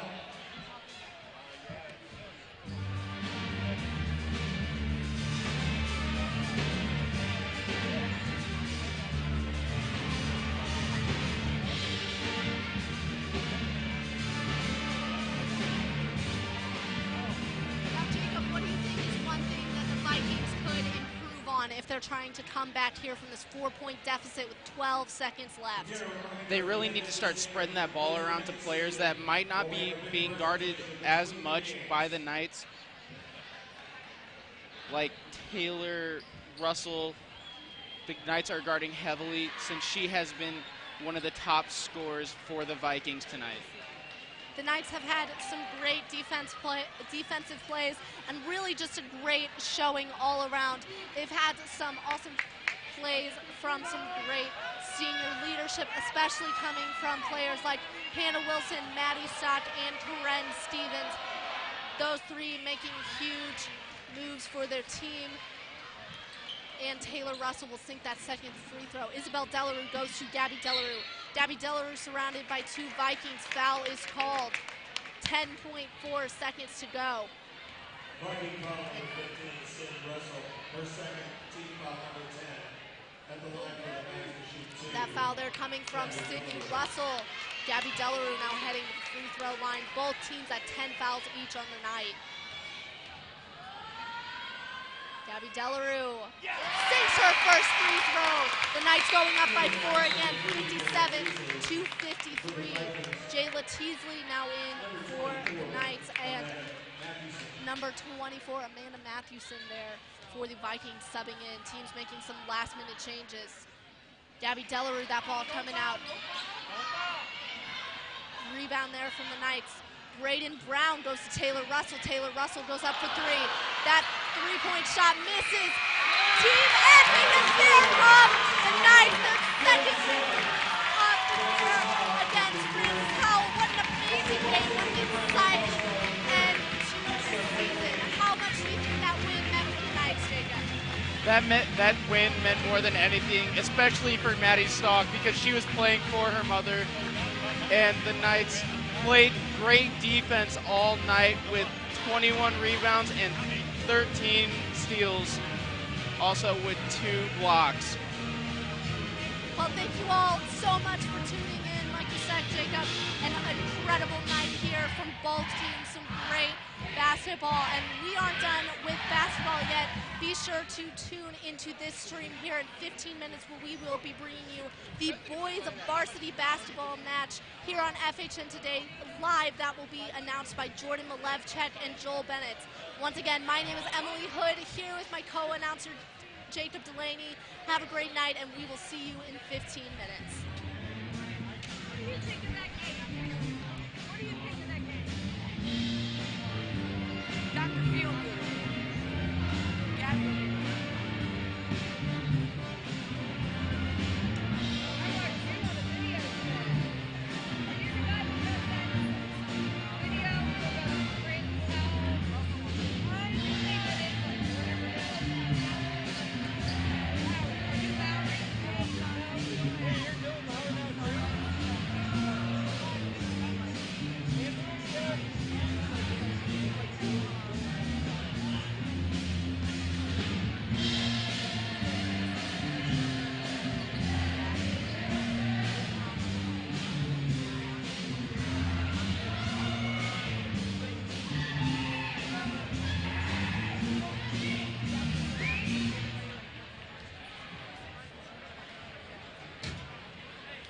Tonight is a very special night at Francis Howell.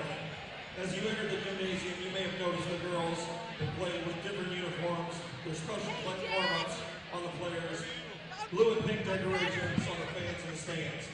Tonight we take a moment to celebrate life and to give notice to something that touches so many lives of the people we know. At the end of the court, you can see the special people who will be honored tonight by the players and coaches of both teams. You may have also noticed the jerseys on the wall, which display our players' numbers covered with someone else's name. Tonight we take a moment to celebrate life and to give notice of something. Tonight is more than basketball. It's about the people. In particular, those who make up the larger FHN family. This big ribbon game is to promote breast cancer awareness, as well as the awareness of many other cancers that affect our world, our families, and our friends. Tonight we added the color blue to signify colon cancer in support of one of the vs.Howell families. Our Knights would like to honor individuals in their lives who've been touched by cancer. Each honoree is a special person, considered a hero by one of our players. Inside your program is a list of our honorees as a cancer survivor, someone taken by cancer, or a person who is supporting a cancer survivor. Last year, one of our families suffered a tremendous loss from this terrible disease. It is tonight that we show them support and the love we have for them. Deanne Stock, mother of senior Maddie Stock, was a big part of the basketball family.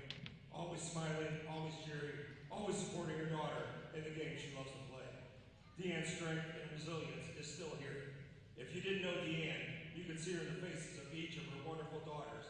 You can see it when you witness when you see Maddie play, and you can feel it when you see the love the family has for each other. Tonight we want to show their FHN community loves them, admires each other, and tonight we want to know that the FHN community loves them. We also have faith to endure because Maddie's quote that she chose for the back of this year's shirt.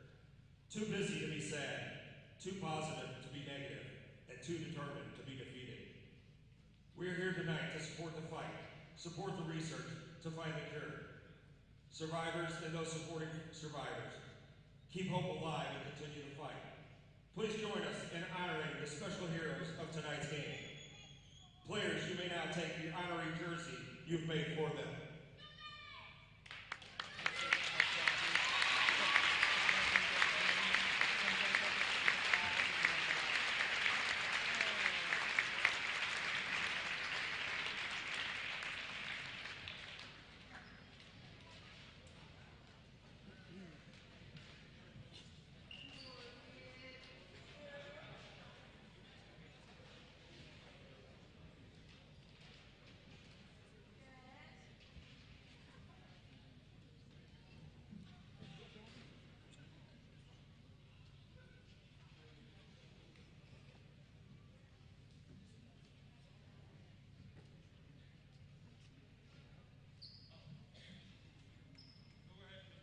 Deliver those.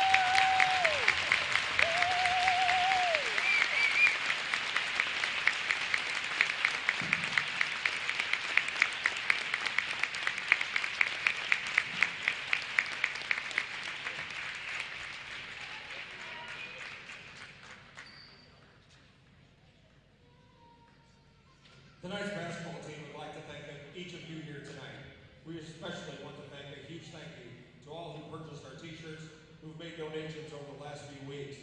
We'd like to thank the Activities Department of Francis Howell North High School for their donation of the game receipts tonight. We'd like to thank the Howell North Boosters for their contributions from concessions. We hope that we have honored those with us tonight with our sincere thoughts and feelings. You are our heroes who are paying the example and continue to show. As well as the previous 10 years of the Pink Ribbon Game, all of the proceeds from tonight's game will go to the American Cancer Society. The donation will be presented to the Psychic Cancer Center in memory of Deanne Stock. Thank you for your generosity. Please join us again for one final round of applause honoring the special heroes of tonight's game.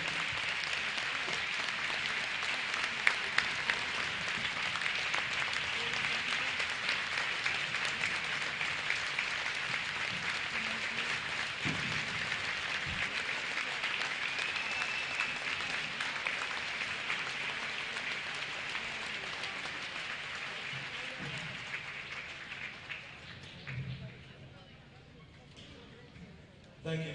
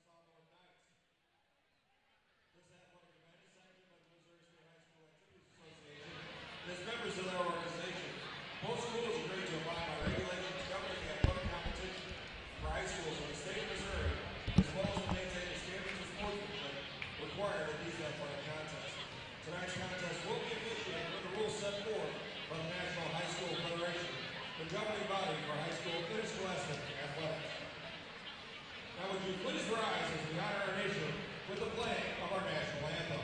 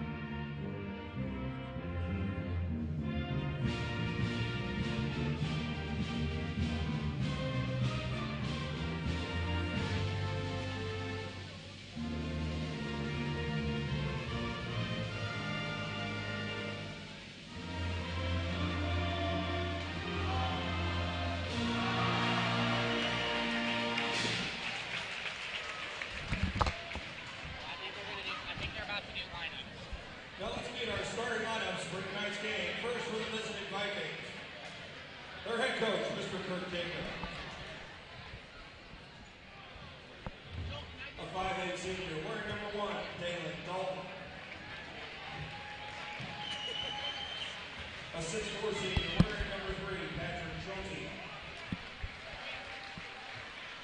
A 6'2" senior, wearing number 4, Simmons. A 6'9" sophomore, wearing number 32, Thompson. And a 6'4" junior, wearing number Good 33, evening, everybody, Matt Sharp. and welcome to tonight's coverage of the boys' Pinkout game against the Francis Howell Vikings. Good evening, everybody. My name is Joel Bennett. Alongside me tonight is Jordan Malovchek. Now, Jordan, both of these teams have basically been having polar opposite seasons. While Howell has been red hot, winning their last 10 and having a 19-2 record season. The Knights are only 3-16 this season and have been sort of ice cold on the defense. What do you think the Knights have to do tonight in order to get the upset of the Vikings?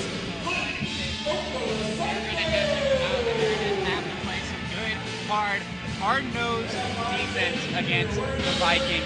They have let up 67 points per game so far this year and only been able to score 54, so they're going to have to bring the Vikings down with them, which includes stopping number 33, junior Matt Shark of the Vikings, who's shooting 17.9 points per game so far this season with 62.4% field goal percentage.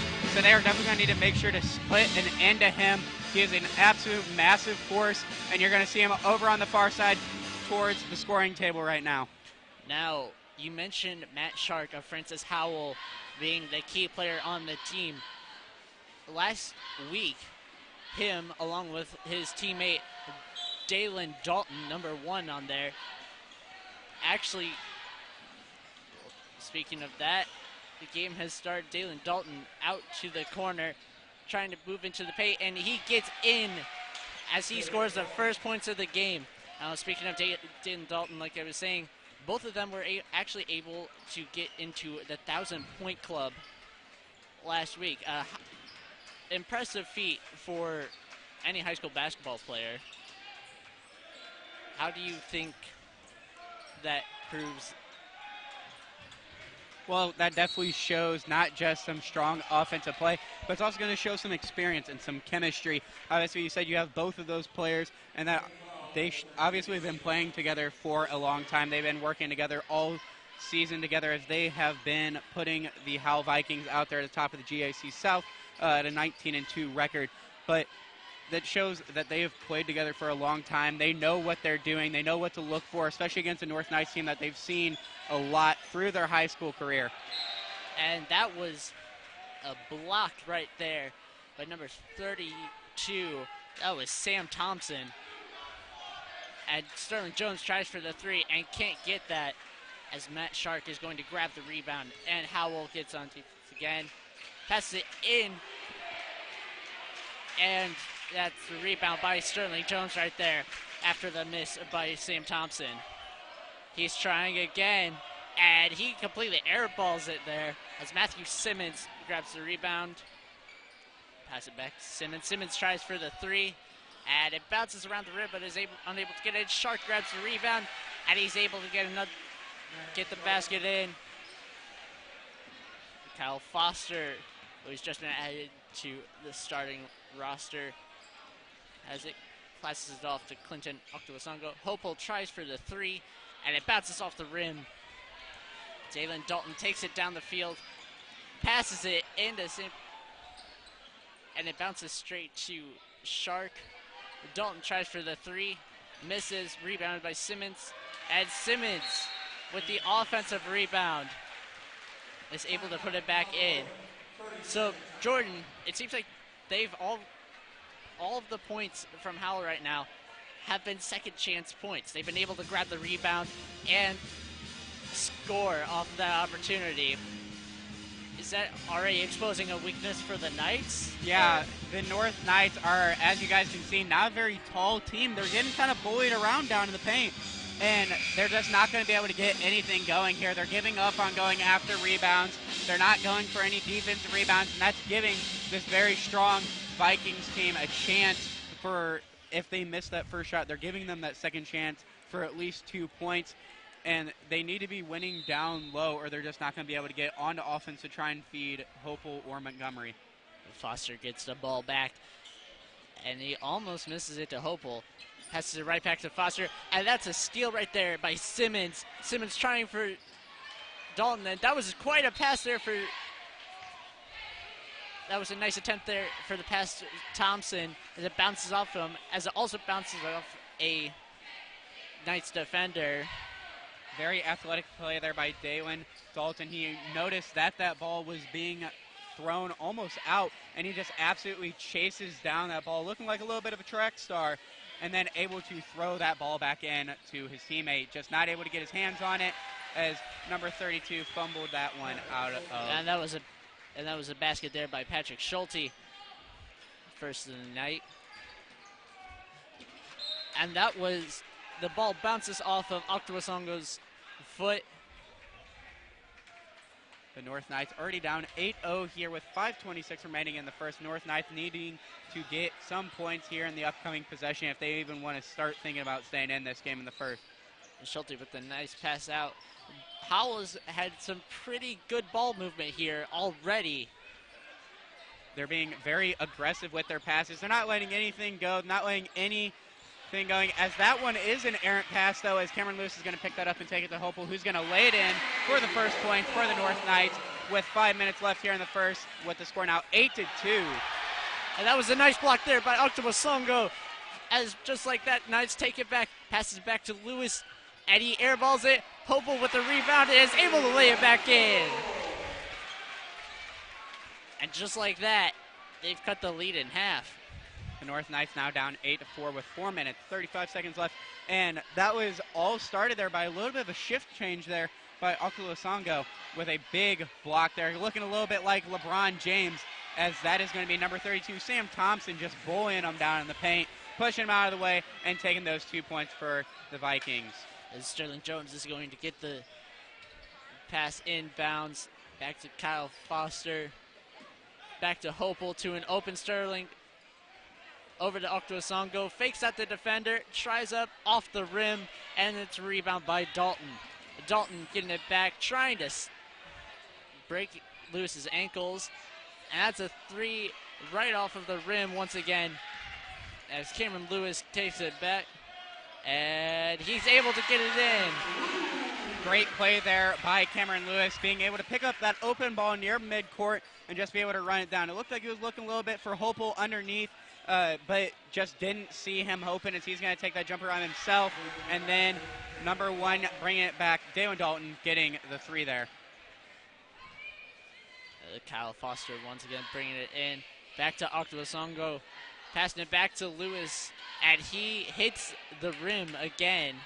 Hopel trying for it, and he's able to put it in for the Knights. Hopel trying to keep something alive here for the North Knights, putting it to 13-8, as that one is going to be an open shot from Dalton, as that one's going to be sunk for three, bringing this to 16-8 with 3 minutes left here in the first. Dalton hitting his second three-point shot from that range, which is actually quite a odd area to shoot a three-pointer. Most people you would see at the top of the key or at least in the corner, but it seems like Danes likes to shoot in between there.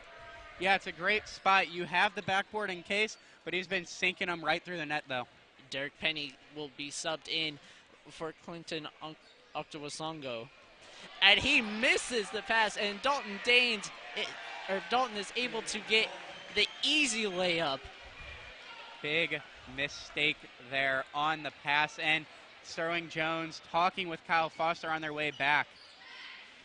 Just like that, Dalton already has 8 points in this game.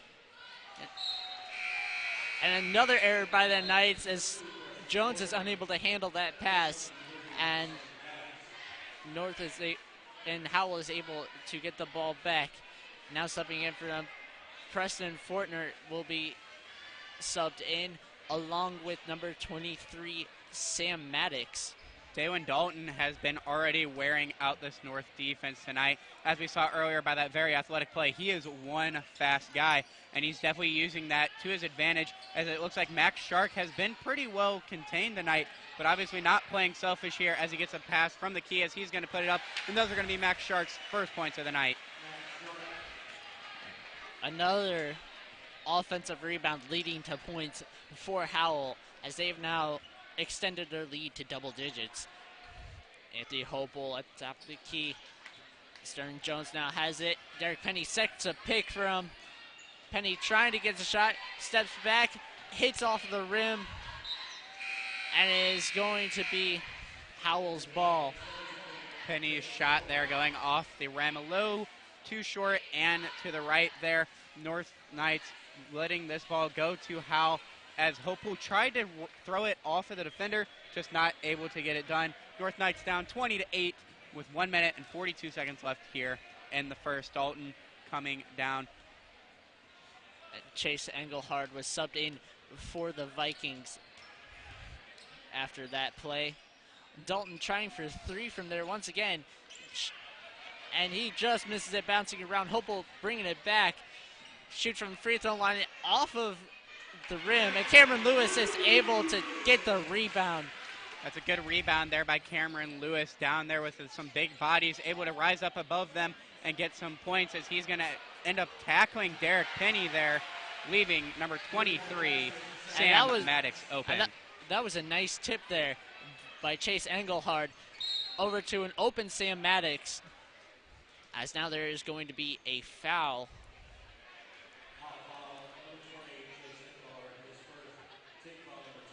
And the foul is going to be on Chase Engelhard. And now Dalton is going to be subbed out. And Patrick Schulte comes in.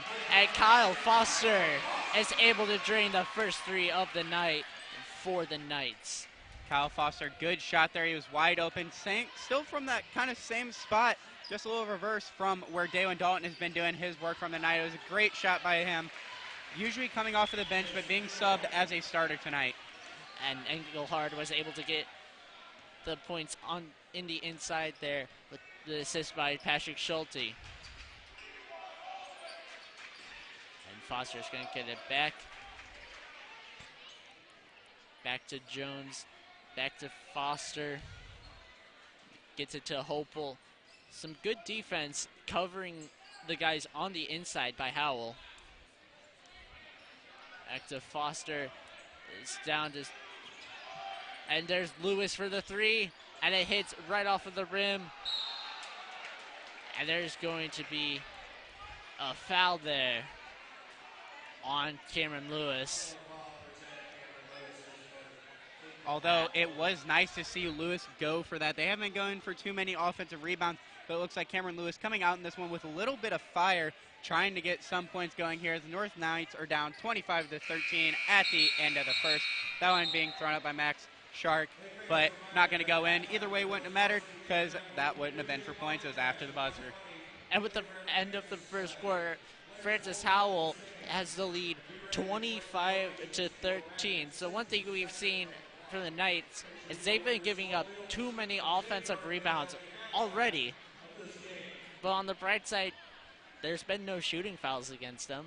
So that is good. They're not giving up the free points as this Howell team. If they're shooting as well out here while there's people in front of them, I guarantee you they're going to shoot well with absolutely no one there.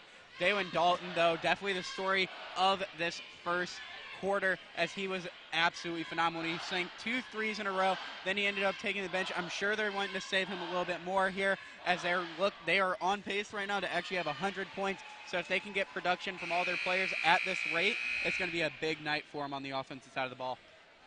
And that is something we should keep in mind. As mentioned before, both Dalton and Shark are members of the 1,000-point club as the end of their senior year is closing in.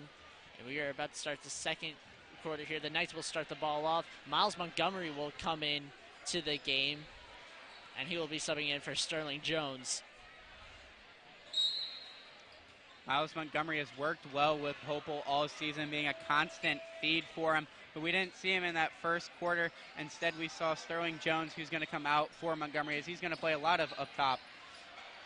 And Foster tried for the three there, but missed it. Here comes Shark feeding it to Sam Maddox, but was unable to get it. But the recovery there. And once again, second chance points, killing the Knights. Back to Montgomery. Top goes for the three and misses it. Lewis with the rebound and the block by Shark. Hopel with another rebound and is able to get it in. That's a good play there. Again, we see Cameron Lewis playing with some intensity, going up above those bigger bodies as he is going to get that offensive rebound. Not able to make the shot, but at least be able to get it back in the Howe North Knights' hands. There's a turnover there by the Vikings. And just like that, North has it again. Hopel has it at Tupke, passing into Octavasongo. Passing it over to Montgomery to Foster, trying for three, nope. Octavasongo trying to get in. Montgomery goes into the paint, finds Lewis, passes it to Montgomery, and gets fouled on the way up. As it is going to be number 23, Sam Maddox, with the foul, and that's going to be 2 points at the line for Montgomery.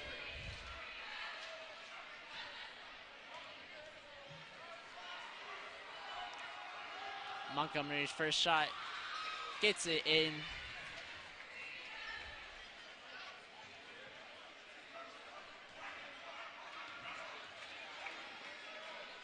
We're trying for the second shot, and it hits off of the rim. So they're only going to get 1 point off of that foul. The North Knights on that last possession. Miles Montgomery playing very aggressive down low as he's going to get this one, as he's going to bring it in, try and get the layup. Ooh. Going in for the dunk, but completely missing it. Going a little overboard. Number 3, Patrick Schulte, in hot pursuit of that ball as he's going to get called. And during that dunk, Schulte ended up fouling Miles Montgomery right there. And it looks like Howell is going to be subbing in 3 on this next, after this free throw. And Montgomery is able to get that. As number 4, Matthew Simmons, number 32, Sam Thompson, and number 1, Dalen Dalton are going to be subbed in. As Schulte is going to be one of those that takes a break. And Montgomery is able to get his second free throw down. And the gap is down to single digits once again. Montgomery already showing some prowess here tonight with some aggressive play. They're going up for that big dunk. That was a really questionable call, but at least it paid off, got him some extra points. It is now 30-18 with 6 minutes and 10 seconds left here in the second. After that Patrick Schulte 3.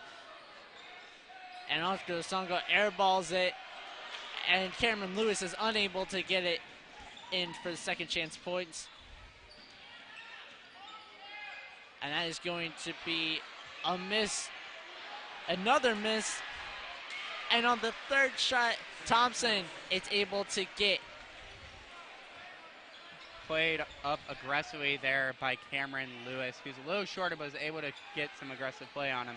And that's an offensive rebound by Hopel, and he is able to get the foul. So that's going to be 2 extra free shots. The North Knights have done a very good job of bringing themselves to the free throw line. As we've seen, Miles Montgomery already has 4, making 3 of those, and now Anthony Hopel going to the line.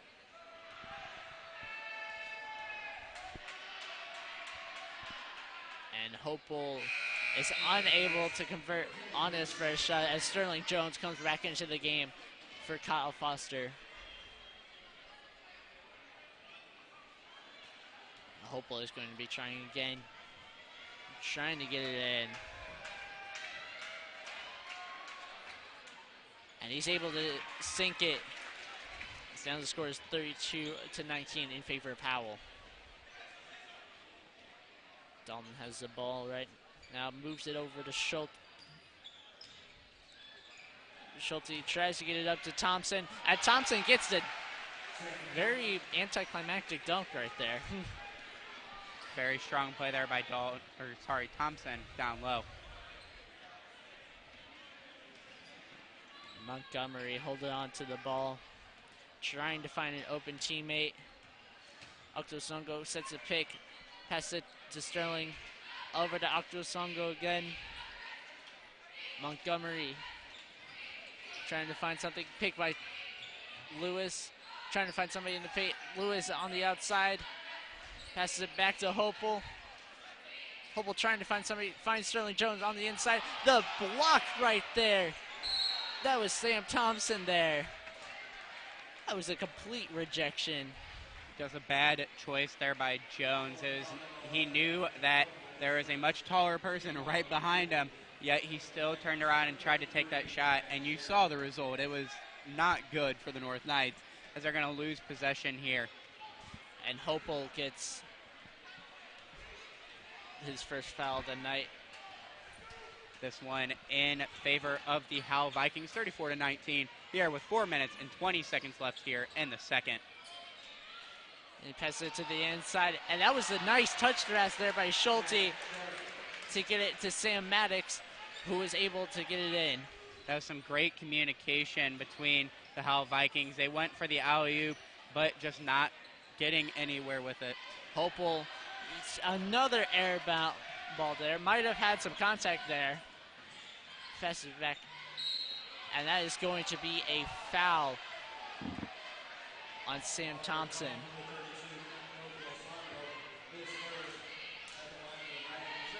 And Clinton Oktosongo gets his first foul of the night. That's going to be 2 free throw shots for him.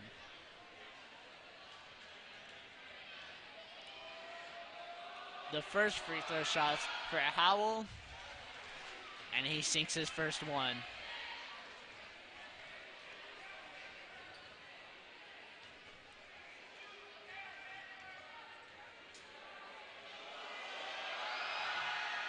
And he misses his second one, but Howell is able to get the rebound.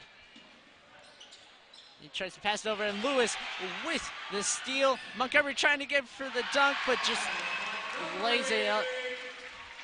Looked like he was a little scared there of Dalton going up and doing something, but that was a good choice by him. It looked like he was also going to be just a little short, so able just to roll it off his fingers in there for 2 for the North Knights. It's going to be Patrick Schulte getting in, trying to pass it to Shark, but coming off his hands, and that's going to be a turnover for Howell. That's been a little bit of a rarity here for the Vikings so far tonight, as they've had some great offensive play, looking very strong. The Vikings have done very well with communicating together and making sure their passes are going to get through, even those more challenging ones. During that, Kyle Foster got subbed in for Cameron Lewis for the Knights. And Alco Songo tries to get it in. And that's going to be a charge foul, as Simmons was able to get his hands where it needed to be in order to get that charge. Bad play there. He was driving, which the North Knights haven't done too well tonight. He was very aggressive on that play, which is good. A little bit out of the ordinary for the North Knights so far tonight, but he goes just a little too aggressively, running into number 4, Matthew Simmons, who brings that charging foul.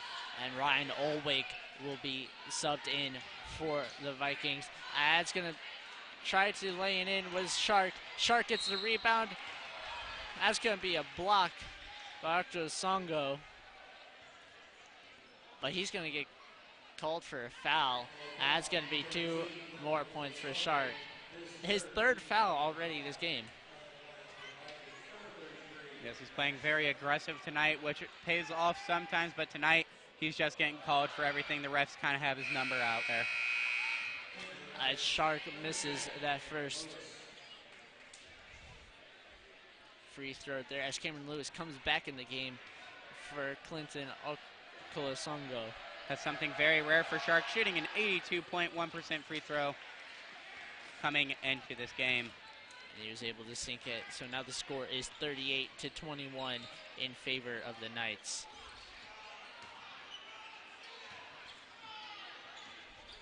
And Jones goes up for the shot and gets it in. Good shot there from Sterling Jones, as he's going to get some more points here for the North Knights, as they're down just 38-23 with 2 minutes and 24 seconds left here in the second, as they're going to try and go back on defense, but they're still going to keep getting bullied down low, although that is not going to be an and one, and that's going to go in favor of the North Knights. And that's a travel by number 32, Sam Thompson.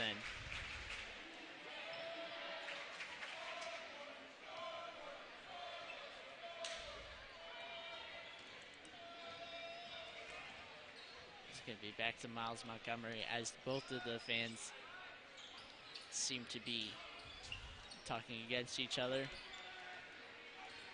Sterling Jones will have it, trying to drive to the paint, and he misses the layup there. There's lots of protection in the paint. Not a good shot there, but it was good to see. You can see Cameron Lewis go up for that ball. He's been all over those offensive rebounds tonight. Maybe not getting them, but at least contesting them, as that is going to be Thompson coming in there and slamming that one down, coming out of absolutely nowhere. With the putback points there. And Miles Montgomery tries for the 3, and it hits off of the rim. Dalton is going to be right back there. Tries for the floater and gets it in for the layup. Strong transitional points there for Daylon Dalton, who has been an absolute force all night, as that brings it to 42-23 in favor of the Howell Vikings with 1 minute and 16 seconds left.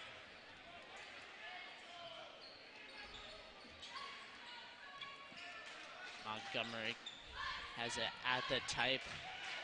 And Hopeful tries for the 3, and it just bounces out. As that's a steal by Ryan Olwick there, trying to find somebody down there, but nice protection by Anthony Hopeful. Passes it to Dalton, and that's another 3 right there, as he's up to 13 points for the Knights.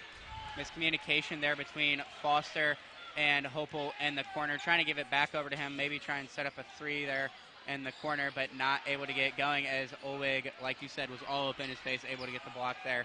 And that was another turnover there by the Knights. Dalton tries to get in, passes it back, and 1 for Sam Thompson. That brings it to 47-23 with 24.6 seconds left here in this second. The North Knights need to get something going, or they are going to have a huge grave to pick themselves out of. Especially after halftime. And Thompson is able to convert on the 3-point play. Now Knights gain possession back.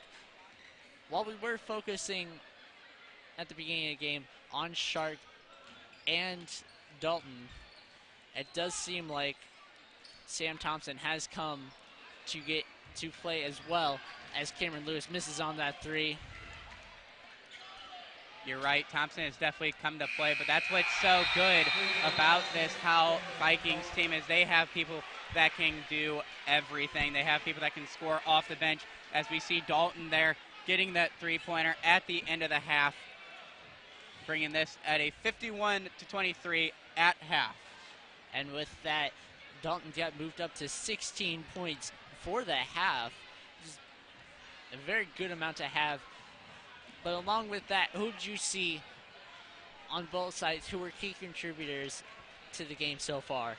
Well, we did see Miles Montgomery come in for the North Knights. He looked very strong and very aggressive, but I personally think that right now for the North Knights, Cameron Lewis is playing some of the best basketball that the North Knights have on the team right now. Although he's not putting up massive numbers, he is out there definitely putting in an effort. He's going up for the offensive rebounds, maybe not getting them, but he is putting pressure on guys who are about 6 inches to a foot taller than him, and that's really great to see him. You get to see his athletic ability as a wide receiver also for the Howell North Knights varsity football team, getting up there and getting that ball.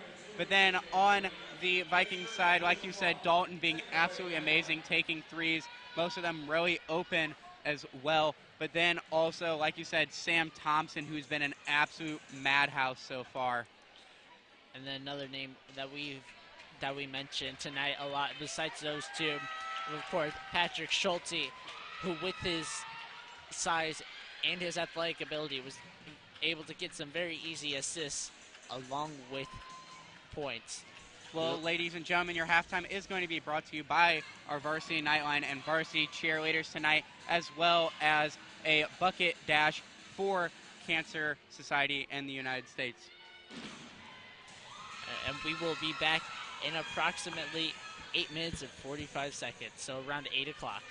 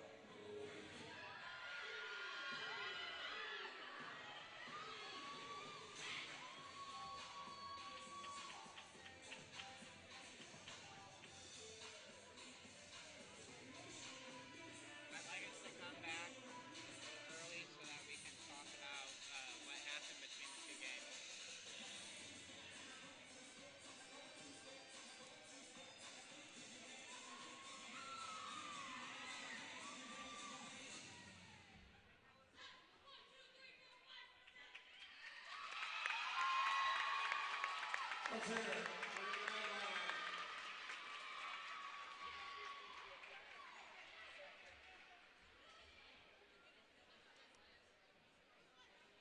All right, folks, it's time. Please find your extra change of bills to donate to the Bucket Day. We're going to go for 1 minute and have our players dash through the stands with buckets.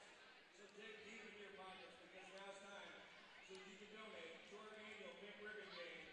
Our Francis Howell family is going to donate all of our contributions from tonight's game. Where's my money? To the American Cancer Society and help them fund its estimated the fight of curing cancer. I got $1.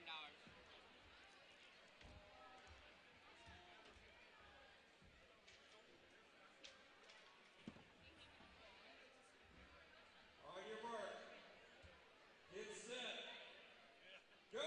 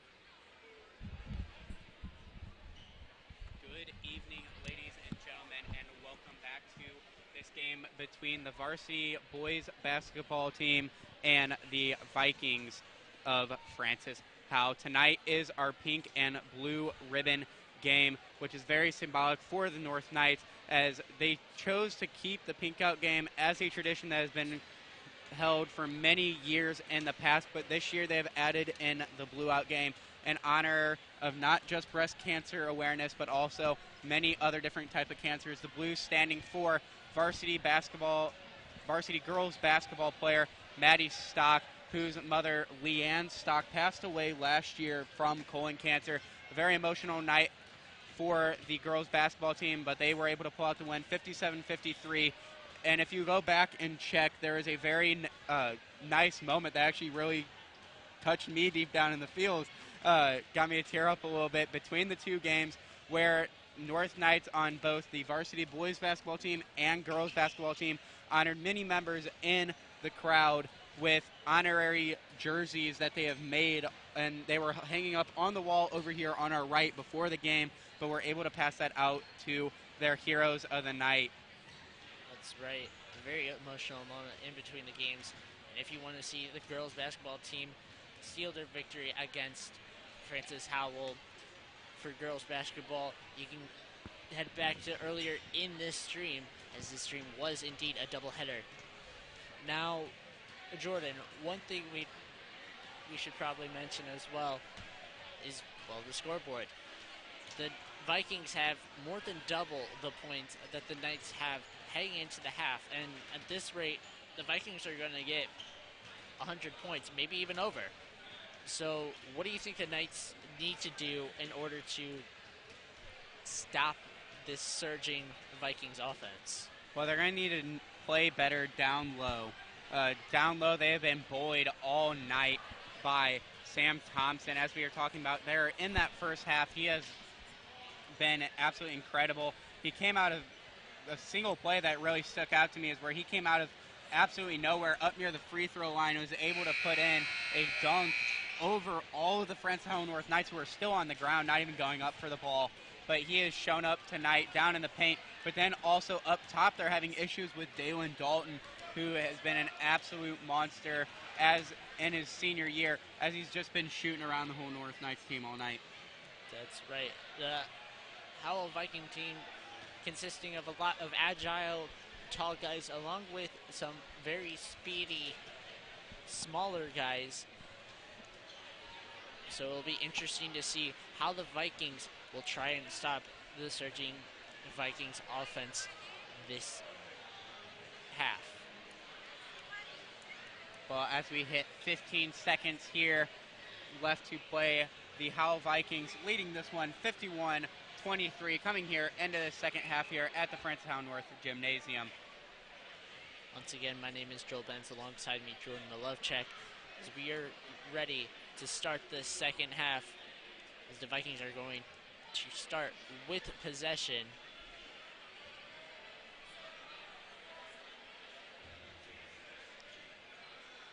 So it looks like, unlike the beginning of the first half, Miles Montgomery is going to start the floor instead of Kyle Foster. That could have been hindering the North Knights a little bit, as he has been a definitely bigger force on this North Knights team on offense, not just shooting points himself, but also able to dish it out to Anthony Hopel. Right off the bat, Matthew Simmons was able to get the 2 points. Trying to answer back was Cameron Lewis, unable to get it. And the Knights are going to keep possession of the ball. Lewis barely even able to get that shot off, with Thompson breathing down his back, almost slapped it completely out of his hands. Lewis lucky to be able to get that shot off, though, as he's going to airball this one, but Sterling Jones going to get it and then put it up, as he is going to get 2 here on this possession. Looks like Lewis has been trying to get those midway jumpers.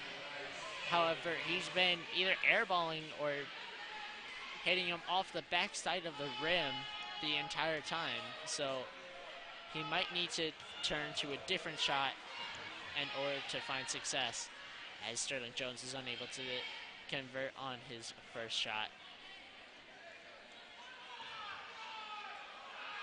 He goes again, and he's able to sink it for the first points for the Knights of the half. Passes it back to Schulte, and Schulte is able to get a 3 right there. Knights need to make sure that they're going to be covering that up top area, as I'm sure they're going to be going to Schulte a little bit more tonight, as he's been rather quiet so far. And pass back to Dalton, and that's a rare mistake by him, as Jones is able to get the steal. And just like that, Simmons gets the steal, and that's a block by Montgomery, but that will be a foul on him. That was quite an impressive block there by Montgomery. Unfortunately, too much contact on the way up.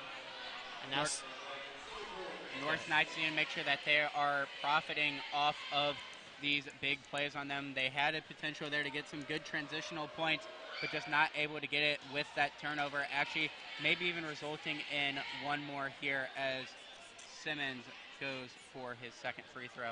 After missing his first one, Simmons tries again, and he makes it. And Montgomery gets the ball, running right alongside Dalton. Passes go right past him. Saving it is Cameron Lewis from going out of bounds. Montgomery gets it back, passes it to Jones. Jones back to Montgomery. He's covered by Dalton now. Okolosongo with the pick. Pass it to Jones off his fingertips. And it's still going to be North's ball. North lucky to maintain control here, as they've had some very close calls on this possession already, and that's never good. North this entire night has had some difficulty keeping control of the ball. He passes it back to Lewis. Slings it over to Jones. It's it to Montgomery. Back to Okolosongo. Trying to find some way.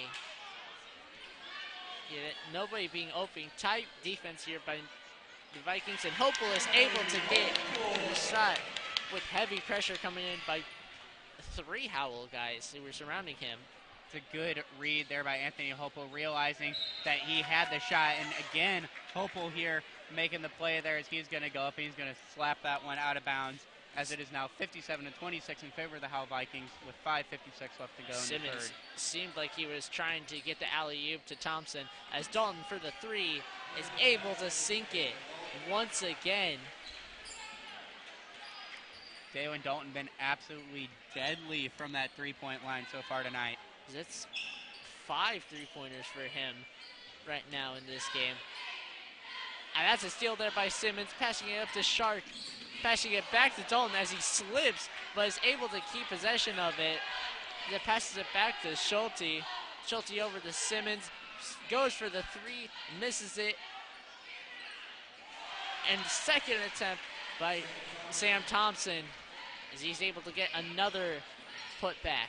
Vikings looks like they were unable to even stay on their feet there, but even able to get to points there, as Sterling Jones going to fumble that one, but able to pick it back up and put it in for 2 for the North Knights, as that's going to cut it to a 62-28 lead with 5 minutes left here in the third.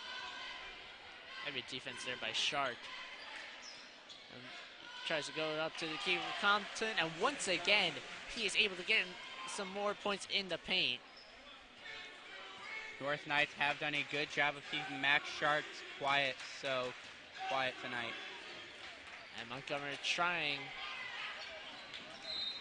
and he's unable to get it, as now it is Vikings ball. Kyle Foster will be subbed into the game for Okolosongo. Timeout taken by the North Knights here, as Coach Davis is going to want a little bit of talking to with his North Knights, as they've looked a little flat coming out from the half. And after such an energetic game, especially at the end, by the girls basketball teams, the North side has seemed to be fallen basically dead silent. Yes, it's really hard to kind of get behind a team that may be struggling, but they do still have a large crowd out here.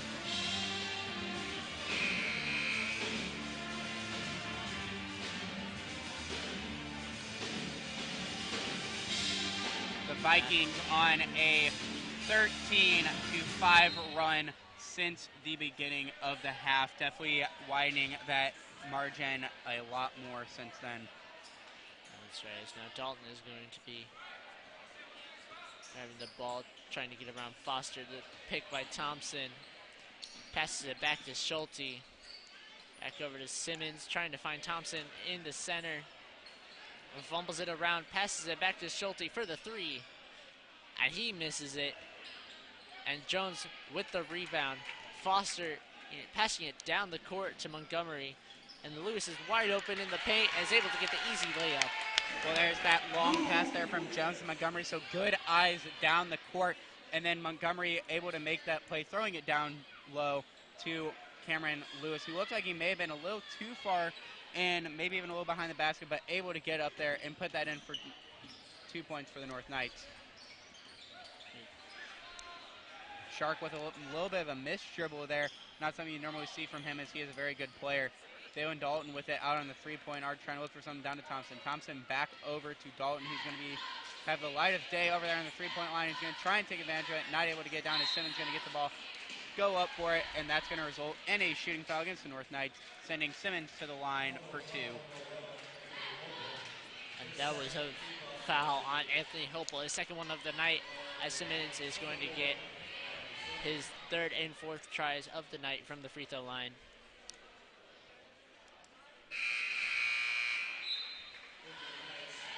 And then Nolan Hudson is going to be subbed in, and Joshua Darty as well, as Howell is going to be going with a completely new squad. Besides, of course, Simmons. Looks like they're going to be resting their starters. Yes, when you're ahead by 35 with 3:21 left in the third, you definitely can start setting your stars. You don't want them to face an injury in a game that's not going to have too much of a meaning. Just like that, they're going to sub Simmons in like that.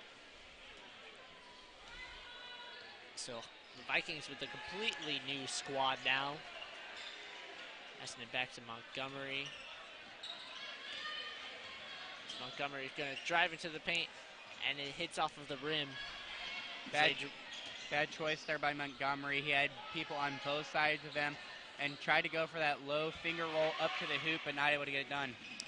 There's a nice rebound there by Joshua Darty, and the block there by number 2, Preston Fortner. As a great read by Preston Fortner, able to make sure he wasn't going to take the foul, but able to get up there and get the block for the Vikings, giving them the ball, which is going to turn into 2 points. And that was a nice pick there by Chase Engelhardt in order to give number 23, Sam Maddox, the easy 2 points. Montgomery trying again in the paint, and that's going to draw a foul. And that was on Preston Fortner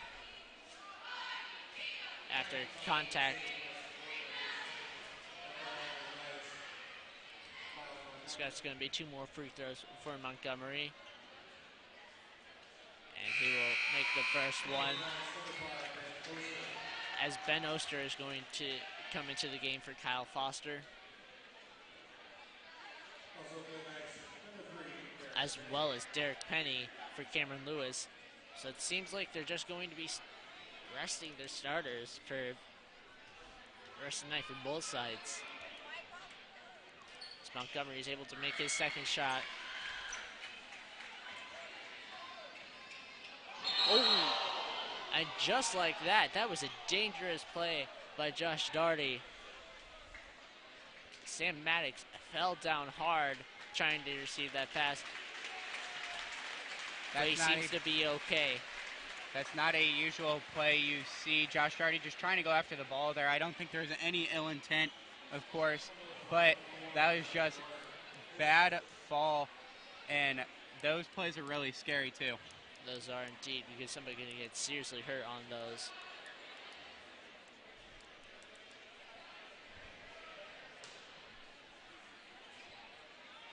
Vikings going to pass this one in, trying to go out to that far corner.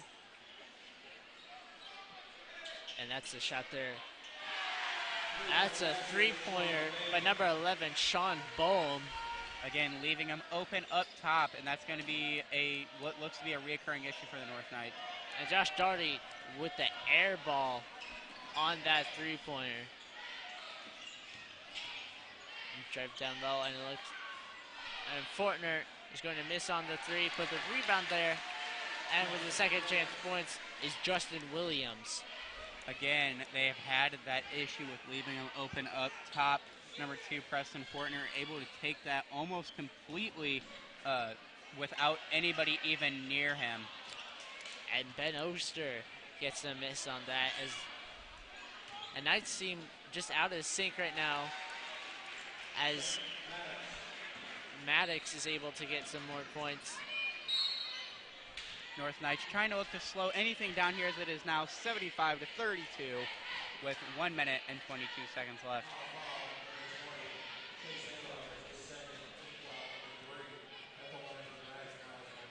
Miles Montgomery is back at the line, and he sinks his first one.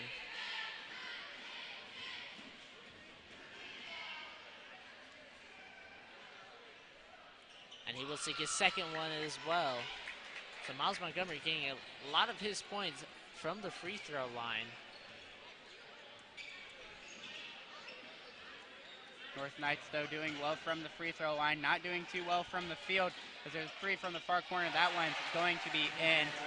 That was another 3 for Howell, as Sam Maddox is able to get another one. Sam Maddox looking kind of like he may be the replacement for Jalen Dalton after the season. He has 2 very good three-point shots.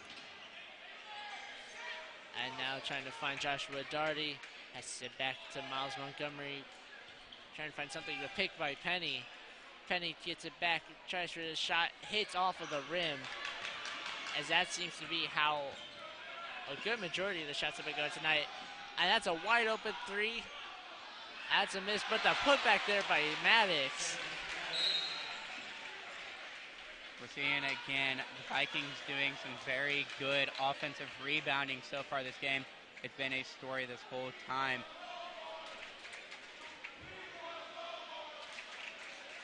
And now the Vikings are about to break their point amount that they had in their game against them, as Miles Montgomery is going to try for the dunk, and he gets it. That one gets the crowd alive there as he just marches down. You can see it kind of in his body language what he was going to do. And after that air ball by Sean Bone, a little positive to have in this game that doesn't have that many for the Knights. As we come down here to the end of the third, 5 seconds left. Miles Montgomery, Nolan Hudson putting up for a 3, not able to get anything though, as that's going to end the third. And he would have made that. And with that is the end of the third quarter, as the Vikings are running away with this one, 80-36. Vikings, I think, are trying to look for their highest scoring game all season. They have 80 right now, but their highest scoring so far this season was 82, as they are definitely looking to break that tonight, maybe even trying to chase that 100 as we go here into the fourth with a score of the Howell Vikings at 80, Howell North at 36.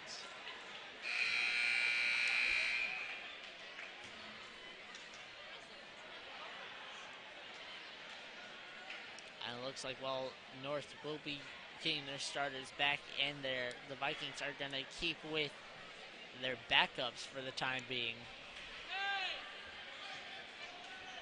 I don't expect the Vikings to really throw anybody too new in there, trying to get some experience there for their backups as they usher in to the end of the season, where it's going to come more and more prominent as they go into the playoffs, as they are at the top of the GAC South Division. That's right. As Montgomery is going to keep the ball, passes it to Hopel for the 3, and he is able to drain the 3. Hopel there, able to get a good shot as he's going to get a steal here, but he's trapped in the corner trying to look for anybody as he's going to go out to his teammate. Here comes Sterling Jones driving into the paint, and he's able to get some more points. Good couple of shots here put up by the North Knights. It's a good read by Starling to be able to recognize and take that little fade away down in the paint. As now is going to be taken by Chase Engelgard and unable to lay it in. And Hopel once again with the rebound. A pass to Montgomery for the three. Adi is unable to hit it. Lewis trying for the rebound, passes it back, and it is stolen by Justin Williams. And stolen once again by Lewis. Taken by Okolosongo for the three. And he's able to shoot it. That play all started there by Cameron Lewis, being able to save it, but not able to get it to a teammate, but then making the aggressive play to come back up and get that steal, pass it off to his teammate, who's going to put it in for three there. It's a good play overall there by Cameron Lewis. Some great effort, too, as Fortner is going to put that one in for three. By Preston Fortner. Montgomery going to try and get in. And Okolosongo with the step back, but the block there by Justin Williams. Cameron Lewis looking again to try and get a steal there, trying to get some good press, make them keep going as he knows they're going up against a team that doesn't necessarily get too much playing time, as that one's going to get laid in by Chase Engelhard. Here comes nice Okolosongo. Passes it to Jones. Back to Okolosongo for the three, and he's able to drain it. Doing very well from the three-point line is Okolosongo, as we've seen him now sink two in a row, but there was a big block in between them. As Fortner's going to take this one and be a little off, Engelhard going to get down low. Again, continuing with those offensive rebounds, but this one Cameron Lewis is going to come up with. That's right, passes it back to Sterling Jones. To Okolosongo for another three, and he's able to sink it again. That's three in a row by Okolosongo. And just like that, he has more points than the Knights scored all of the second quarter. Well, in the fourth quarter. Score now 85-50 in favor of the Howell Vikings now with 5 minutes left here in the game. Here comes Olwick, and the steal by Cameron Lewis, passing it to Hopel. Adi is able to keep it. Passes it to Miles Montgomery. Trying to get past. Goes up for the shot, and he completely airballs it. Knights lucky to even be still in that play, as Hopel looked to start fumbling that ball almost all the way out of bounds, but able to recover, give it out to Montgomery, but he would miss the shot, as Cameron Lewis is going to come down with another defensive rebound. That's right, Hopel trying to drive into the paint, but he will get fouled there by Chase Engelhard.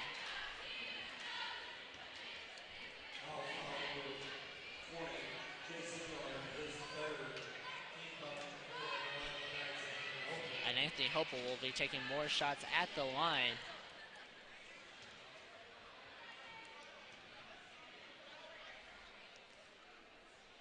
And he will make his first. As now the Knights are going to be putting in a completely new squad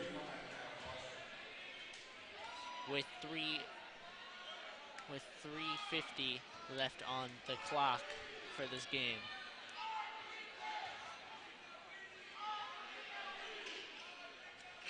And he will get the second one as Joshua Darden will get in for Anthony Hopel.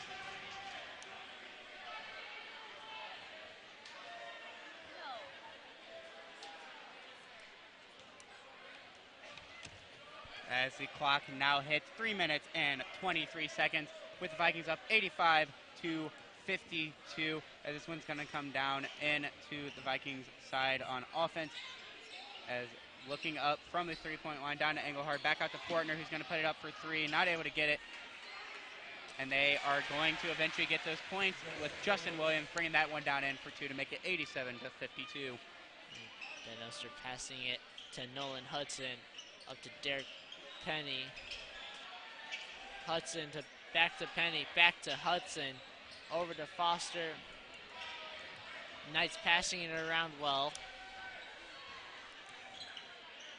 Passes it to Penny, over to Foster for the three, and it hits off of the rim.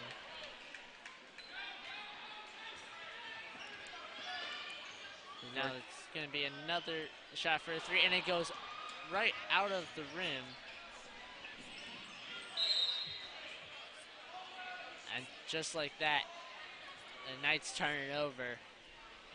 It's never good to be turning things over here as the North Knights trying to look to turn a page, hopefully, for their next game. Pass once again. And that will be a turnover there by the Vikings. So the Knights will get the possession back.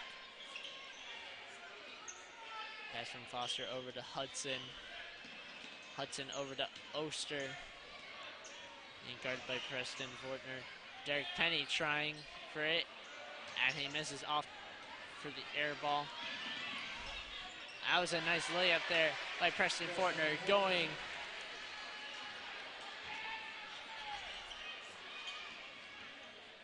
Foster now handling it. 1:23 left in this fourth quarter. And that's a steal there by Sean Boehm.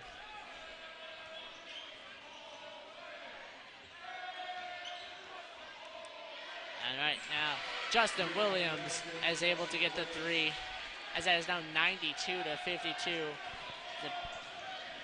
And Ben Oster is able to lay it in. Oster, big play there, coming off of the bench. Been playing quite a bit here in this fourth, able to get a good layup there for the North Knights, as this one's going to be recovered by Derek Penny. And Penny going for the layup and is unable to get it, and it's going to be a travel there. North Knights have looked a little selfish lately with the ball, not doing too much passing, as it looks like they're all trying to do it individually here, as it's 92-54 with 25 seconds left.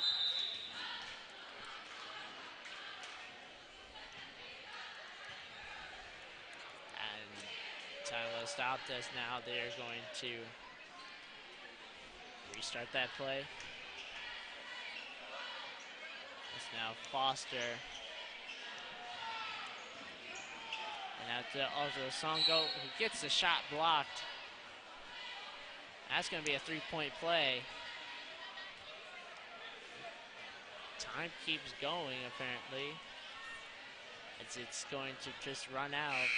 As that is the end of the game. The Howell Vikings taking this game 92-54.